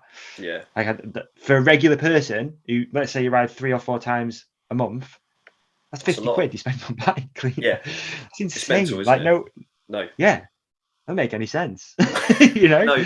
I was like, fuck. Like, this realization, I'm just using like degreaser like it's going out of fashion, and I was like, oh my exactly. god. I'm the same. So, okay, expensive. I've done this. I've got this bottle of shiny shit to wipe the frame down with afterwards, and I've got the degreaser, and I've got the chain lube. Oh, which chain lube do I want? Do I want the wet dry or the ceramic C3 posh shit? It's just like, where does it end, dude? I just like Yeah. And you do. I think once you've been in mountain biking for a while, because obviously I've been I'm not going to say lifelong. I say it's every podcast. I'm so repetitive and dull. I'm a narcissist. I just talk about me. But yeah, I started in 1995 when I was like 12, 13, so I really grew up kind of with the sport. And you see trends come and go, and obviously biking is now a very different beast, just in terms of the amount of people that do it. And just like there's a lot of opportunities for a lot of brands that are like, oh yeah, buy this and buy that, and to do this you need that. And it's like, no, you don't. You see like some people turn up at the bike park and they're like, just at the bike park, and I'll be there with just the knee pads and my phone and a multi-tool in my pocket, and then have guys turning up with the banana straps to their bike, metaphorically. You know, they've got like backpack on with loads of shit in it. They got and it's just like, you don't overconfuse it. You don't need it. Just enjoy it for what it is. Ride your bike. It's like, that's it. Ride the fucking bike. Yeah. Yeah. Right, we're going to get cut off again. We are. I'm going to put a little edit in there. Back. It's so loud when it does that. I know. Yeah. Boom. Hello. Rad. So, yeah, bikes, expensive game. You can see it just from like the demographic we get on the hill. Like, I hate to say it, but it does feel like just such a rich white kids thing, and I kind of. Does it? Yeah, I hate it. Like, come to a northern bike park, bro. It's transit vans, rigger boots, and Apollo gurus. Yeah. No, I mean, maybe because we're in fairly close proximity to Surrey and the Surrey Massive, and I shouldn't be. 100%. Because if I was, it's a different vibe. I know it's obviously the kids are just born into the situation they're in. It's not their fault. Yeah. But no, not at all. Not at all. You just see some kids moaning, like, "Oh, I haven't got this," and look at his bike, and I'm like, "Fuck it, mate. Don't worry. Just don't stress about it." I think Ollie said it was someone said, what dirt jump bike should I get? It's like, doesn't really matter. Get a bicycle, ride the arse off it. Like, that's it. Yeah, they're all exactly the same. Yeah, exactly. And it's hard, especially to like buy. Obviously, you know, there's certain brands that are like the peaky end, but like it's hard to buy a bad bike these days. No, I mean, it's almost impossible. I think as long as you've got half decent stuff on it, then. Yeah, exactly. I mean, I sort of joke, like, people are like, "What's your bike?" Because obviously it's a bit unique. So the little skinny steel single pivot, and they realise it's not a Starling, and they're like, "Well, what is that?" I'm like, "It's a Merino, and it's handmade in Peru. Meet Paddington. This is my bicycle." And then they start looking at the parts, and it's just got like mid-range race face cranks on it, and an NX group set, and the sub Dior level unbranded Shimano 2-pot disc brakes because they work, and the cheap Nuke-proof handlebars, and a decent Nuke-proof stem, and it's got Ollie's X-Fusion forks on it. There you go. Which are fine. Mate, I'm the opposite of bike snob guy. I'm like, I don't. It's just like, I don't know where they sit. You tell me if it's XT, XTR. I don't know what's most expensive. I could not give a shit. Yeah, it really doesn't matter. The bike stuff, even the mid-range stuff, is so good. It's all good. Yeah, just works. And it's all you need. Yeah. And I said in my recent little vlog thing that this new bike I just got, the Jam Squared, it's got like the, what's it called, Axis you got rear the mech, wireless. and it's just Yeah. terrifying, dude. I hate it. Hate So I it. don't want to hit I mean, it. Yeah. thank you, but also hate it because it's just, you just don't want to hit on anything, and especially where I ride, it's just all rocks. Like it's rock, yours like, insides of corners rocky and stuff like that. You know that if you hit that thing, it's going to be a bag of sand. Boom, gone. Yeah. And I'm terrified of it.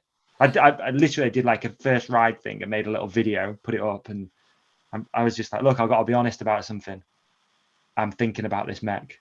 And I shouldn't be thinking about the mech while you're just riding down some trails, but I'm just thinking like, I don't want to hit that mech. Don't hit that mech. It's really expensive. Don't hit the mech. No. So, but yeah, just go.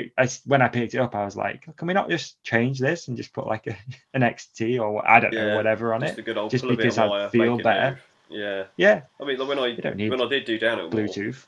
More, no, exactly. When I did do downhill more, I always used to run like a road cassette and a Shimano 105 road mech, which is like a mid-range road component, because you could pick them up for like 20 odd quid. So when you battered it off a rock or something, or a stump at Valley, you didn't give a monkeys because it was 20 odd quid. No. So like back then. And now it's just like, I know that obviously there's inflation, and I think as you get older, it feels like, oh, wasn't that much in my day, even though I'm not even 40 yet, like what on earth. But it does feel like bike stuff has just got slightly more than what it should be. Definitely. I don't want to like dig at like component and bike companies, but it does feel like there's a little bit of profiteering. So I just can't see. I know like lockdown and COVID and whatnot made materials and things go up, but to the average Joe, and it's like, oh, my cassette's worn out. Oh, I need this one because it's whatever driver, and oh god, it's 300 quid. It's like, when did a cassette cost 300 quid? What the hell? Yeah, it's a lot of money, man. And obviously, there are people making money along that line. That's a given, like with anything, like with food in the shop or whatever. But yeah, it's hard, especially when you're on this side of the industry and you see it. Like being a distributor, that was a big eye opener because you go, obviously, there's like, I mean, how many people? 4 or 5 people made money on that part before it even hits the shelf. Yeah. So you've got like manufacturers made money, brand makes money, distributor makes money, bike shop makes money, then it's on the shelf. Yeah. And then you realise that like a set of pedals at 100 quid actually physically start off at like a £5. Yeah, it's mental. So how did it get there? I know. I looked at some of certain brands and pricing. Obviously, when I was working for that large online retailer, and you start seeing.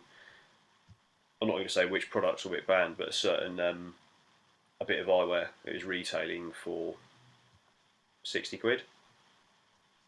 And I think the price that the staff could buy it at, which is the cost to the company, and then VAT and 5%, so 25%, was something like 6 quid. Crazy. Oh, what the hell? It is. Yeah, I don't know. I guess that's the beauty of living in a corporate world. I don't know what you call it, consumerism and stuff like that. Yeah. I don't know. Right. Which is it's just part of it, isn't it? It is. You're right. I generally ride bikes to get away from like the world in a way to a lot of it. Yeah. And then you just sort of see it kind of bleeding in around the edges, and you're like, no, go away, leave my thing alone. Like, it's kind of different, but similar. It's like that's been my issue with e-bikes originally. Like that's why I wasn't into it. It's because I ride bikes to get away from everything like that, like machines and tech, and all of a sudden you're on a bike with a motor, and then the gears are powered by Bluetooth, and you're just like, how? I don't know. It kind of feels a bit disconnected, but it's really good fun. Yeah, so I guess e-bikes are such a weird one because I think I'm known for kind of like hating on e-bikes. I don't hate e-bikes. I think they're rad. I just think e-bikes attract a certain breed of dickhead that maybe a normal bike wouldn't, and that causes issues on its own. But that's a whole other maybe. But in some ways they can. I think a lot of people who maybe fell out of love a bit with biking or whatever, or you get on an e-bike and all of a sudden everything's just a massive giggle, isn't it? It's just like it's half as much effort for just getting up. Even if it's just like you're at Rogate, tons of laps, whatever. Like, dude, so fun. I know. I forgot about it until I had an accident last year. Obviously, I got injured and spent 3 months in bed, and I gave my e-bike to a friend to use, and then I never got it back basically for 13 months. So then my new one came, and I'm just like, I went out on it. And again, it's in the video, whatever. I'm not trying to plug my own shit here, but like, I can't stop smiling. I'm just like, I can't, like, I forgot, like, why have I not been, like, I get goosebumps thinking about it now. I'm like, why have I not been doing this? It's like so different and so much fun. Yeah.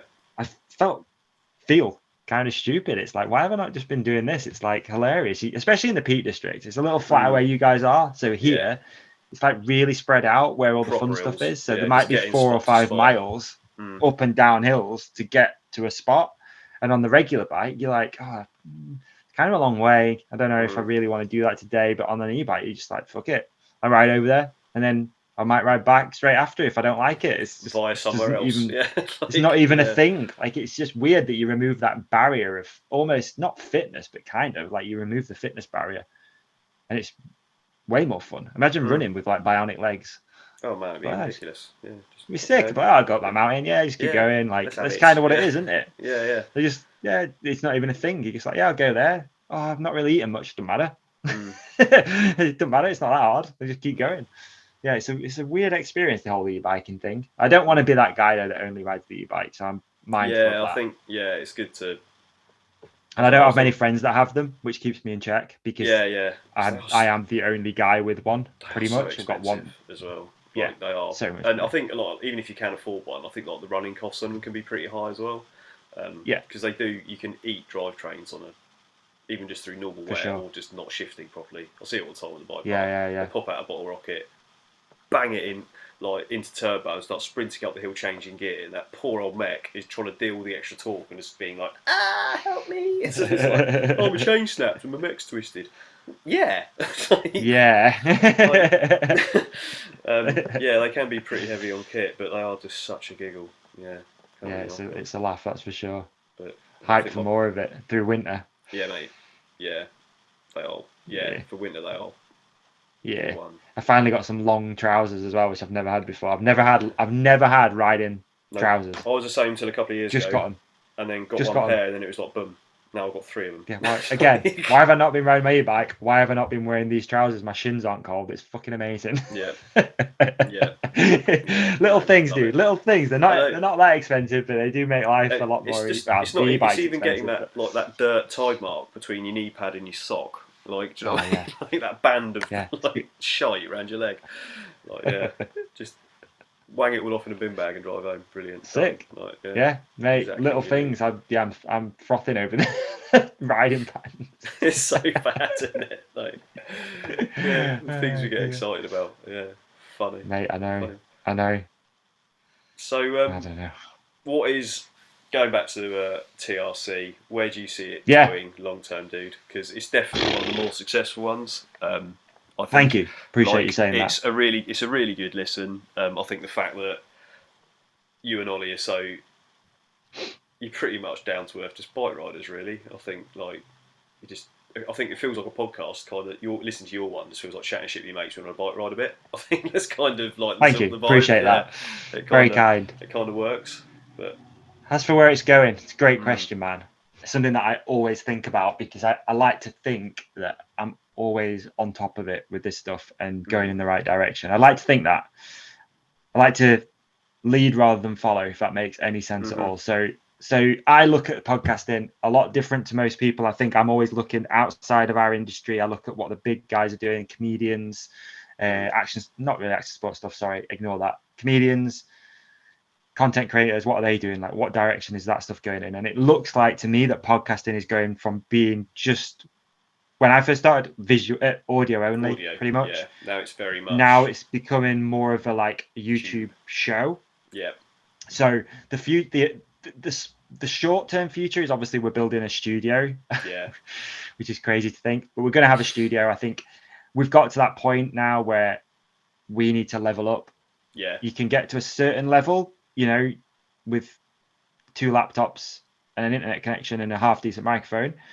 Then if you want to go to that next level, for me personally, and I might be wrong, like, please, if anyone has any more advice or maybe I'm missing something, please let me know. But for me, it's like, now we need to create more of a show. We need to create more of a studio setting. We need to bring guests actually in. We need the sound quality to be better. We need the video. I mean, the whole thing just needs to go like level up. This stuff's great. Being able to do this right now, it's fantastic. The way that we record is great. It's really clever. It's good. But what I enjoy about podcasts is being able to sit and watch them, especially with people now tuning out of mainstream media and mainstream broadcasting. They want to sit and watch a podcast which is visually pleasing, not just two camera angles. Yeah, so not just that's what I see. Where it's just two Zoom swaps. Just go. That's what we are. That's exactly what I am, dude. It's exactly what we are, and it's got us to this point, and it's amazing. But the next level is to like have a Joe Rogan Gypsy Tales vibe. Like that's Gypsy Tales for me. If anyone hasn't listened, check out Jason. No, Gypsy Tales. I will wholeheartedly recommend it. It is so good. Kills it. He kills it. Absolutely. The production level, the whole thing. So yeah, for me, dude, that's where we go. We're going more of a studio setting. We're going more of whatever it is that we've found ourselves doing, which is using. I always like to think of it as like bikes is like the catalyst in the middle, and then we talk about everything else around it. As well. Like I don't want to pigeonhole ourselves into a mountain bike podcast. I know we've already been talking about various guests that we're going to bring in when we first start with the studio, which are not going to be bike people. It's going to be like, there's a famous comedian who lives in the Surrey Hills, right? John Bishop. Yes. So, So like John, for example, is going to be in. Like it's people like that, and trying to make more of a culture show than a mountain bike show. Mountain bike is just the catalyst. Same with Rogan. UFC is just the catalyst in the middle that they sometimes ping ideas off. Until I wasn't even aware of Rogan until you mentioned him. Obviously, he's one of your kind of catalyst influences. I've never really done the mainstream podcast thing. My podcast thing was just like, how can I get more bike shit into my bike nerd head? Like I just, and you know what's interesting about Joe? Just slight off topic here, but it is interesting that so his whole setup is less than $10,000. The whole thing. Really? Now, bear in mind, he sold that platform to Spotify for $100 million, right? Now, it's not just about money, but that podcast makes nearly $1 million per episode. He's doing 3 episodes a week on a $10,000 setup. That's insane. There's a list online that someone made, and it breaks down all the equipment, like from various angles that you can find. And he's like, oh, it's that camera. Boom. That's how much it is. And the whole thing's less than $10,000, dude. And he's making that. It's insane. So as for where our podcast's going, that's where it's going. But also, I think there's so much more opportunity for other people out there. If you want to start a podcast, it's easy to do now. You can do this for free, right? This is free. Zoom? Well, it's free. Zoom's free. Yeah. Zoom's free. You need a microphone. Yeah, exactly. 26. And I think it's going to be more opportunity for other people to get involved. But $15.99 for a condenser mic on Amazon. Can't go wrong. Can't go wrong, dude. You literally can't go wrong. So that's where I think our platform's going. It's going to be more produced. It's going to be a bit more clean and a bit more high end. But I think the whole thing is just going to get bigger and bigger as people tune out of the mainstream stuff and start make your own content, listen to stuff that you're actually interested in. You don't have to sit and watch Coronation Street, EastEnders, all that bullshit. You can sit and watch something that you actually enjoy now. I know, like we at home, we've just got one of those Roku sticks, because then we just watch what we want. Well, if there's something on Amazon, we might subscribe to that for a bit and then we'll stop. Yeah. Haven't had Netflix. We got rid of our TV a few months ago. Yeah, about 2 months ago. 3 months ago, maybe. We got rid of our TV, just gave it away. Yeah, it's a bit difficult because we've got kids, and also they've got things they like to watch. Yeah. Sometimes it's nice for them, so it's kind of limited, but just zone out a bit and watch whatever. But it's just the whole game's changing. I think YouTube's was in a really interesting position, how it went from how it started to what it is now, and what it's on the way to becoming. I think it's a really second biggest search engine in the world and stuff. Like we've just started going on Rumble as well. We started using Rumble. I think something is going to come and take some element away from YouTube. I think there's got to be something. Like YouTube can't always be like the number one. No. So I always like to at least get a username, get something up on anything that I think is going to be like the next thing. And Rumble is where it's more of a decentralized thing. So you don't have to, there's no sort of, you could say certain words in this and it could get flagged. It could get demonetized or whatever. And I know we're not on that, we're not on the radar of YouTube, right? We're not a Joe Rogan, Lex Friedman, whatever. Yeah. We're not that. But there is definitely a thing that if you talk about certain subjects, you will get a shitload less views.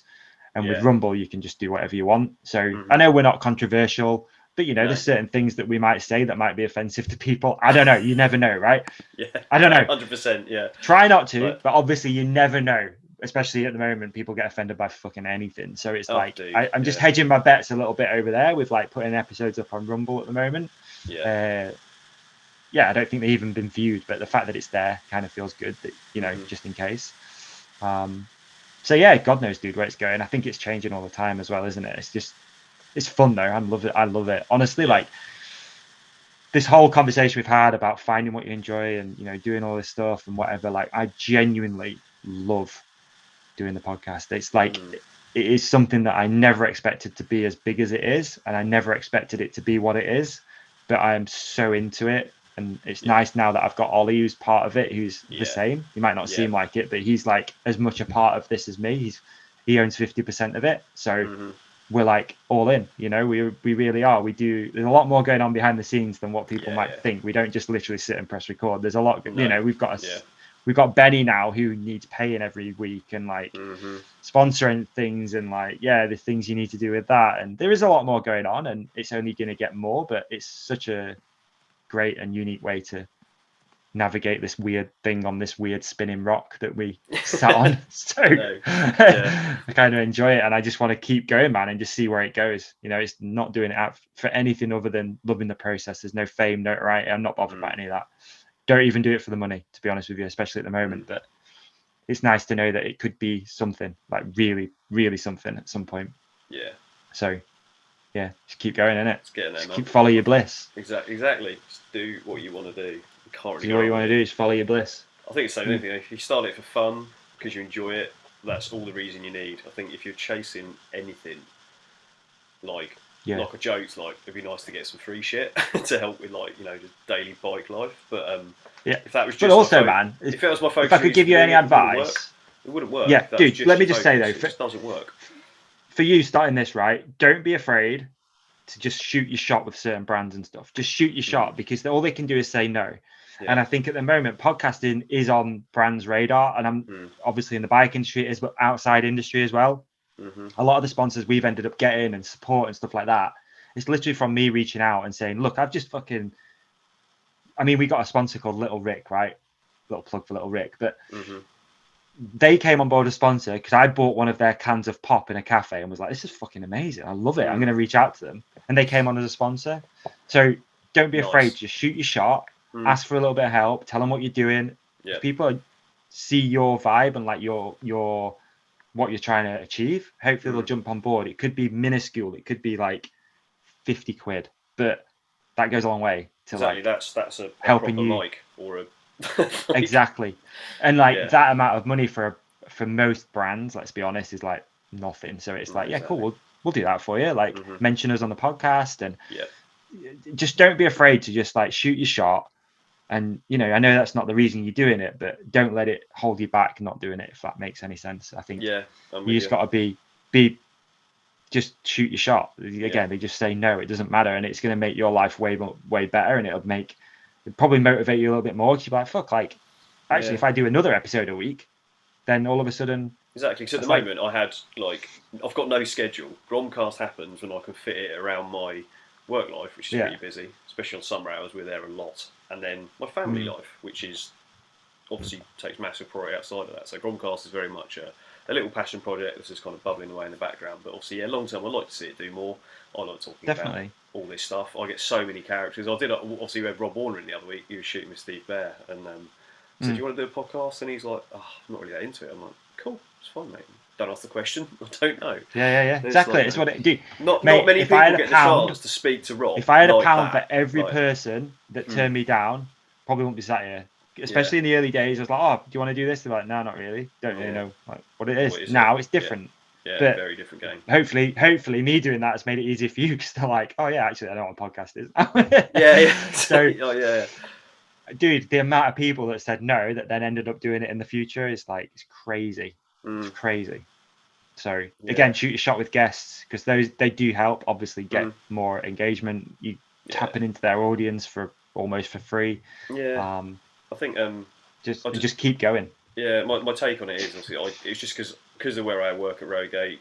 I'll say we get a lot of people through the door that a lot of people don't get the chance to meet. Or if you come to Rogate, you might do. You never know. Seriously, like, go book a Yeah. day pass. I cannot promise who's there, but chances No. are someone might be. Usually someone floating around. Exactly. So it's just nice to like get a chat with some of these people and get like a bit of insight into like slightly the other side of the curtain, if you like, and and just people to get to know people on a bit more of a sort of casual level. I'm about as And if we've learned anything through all of this.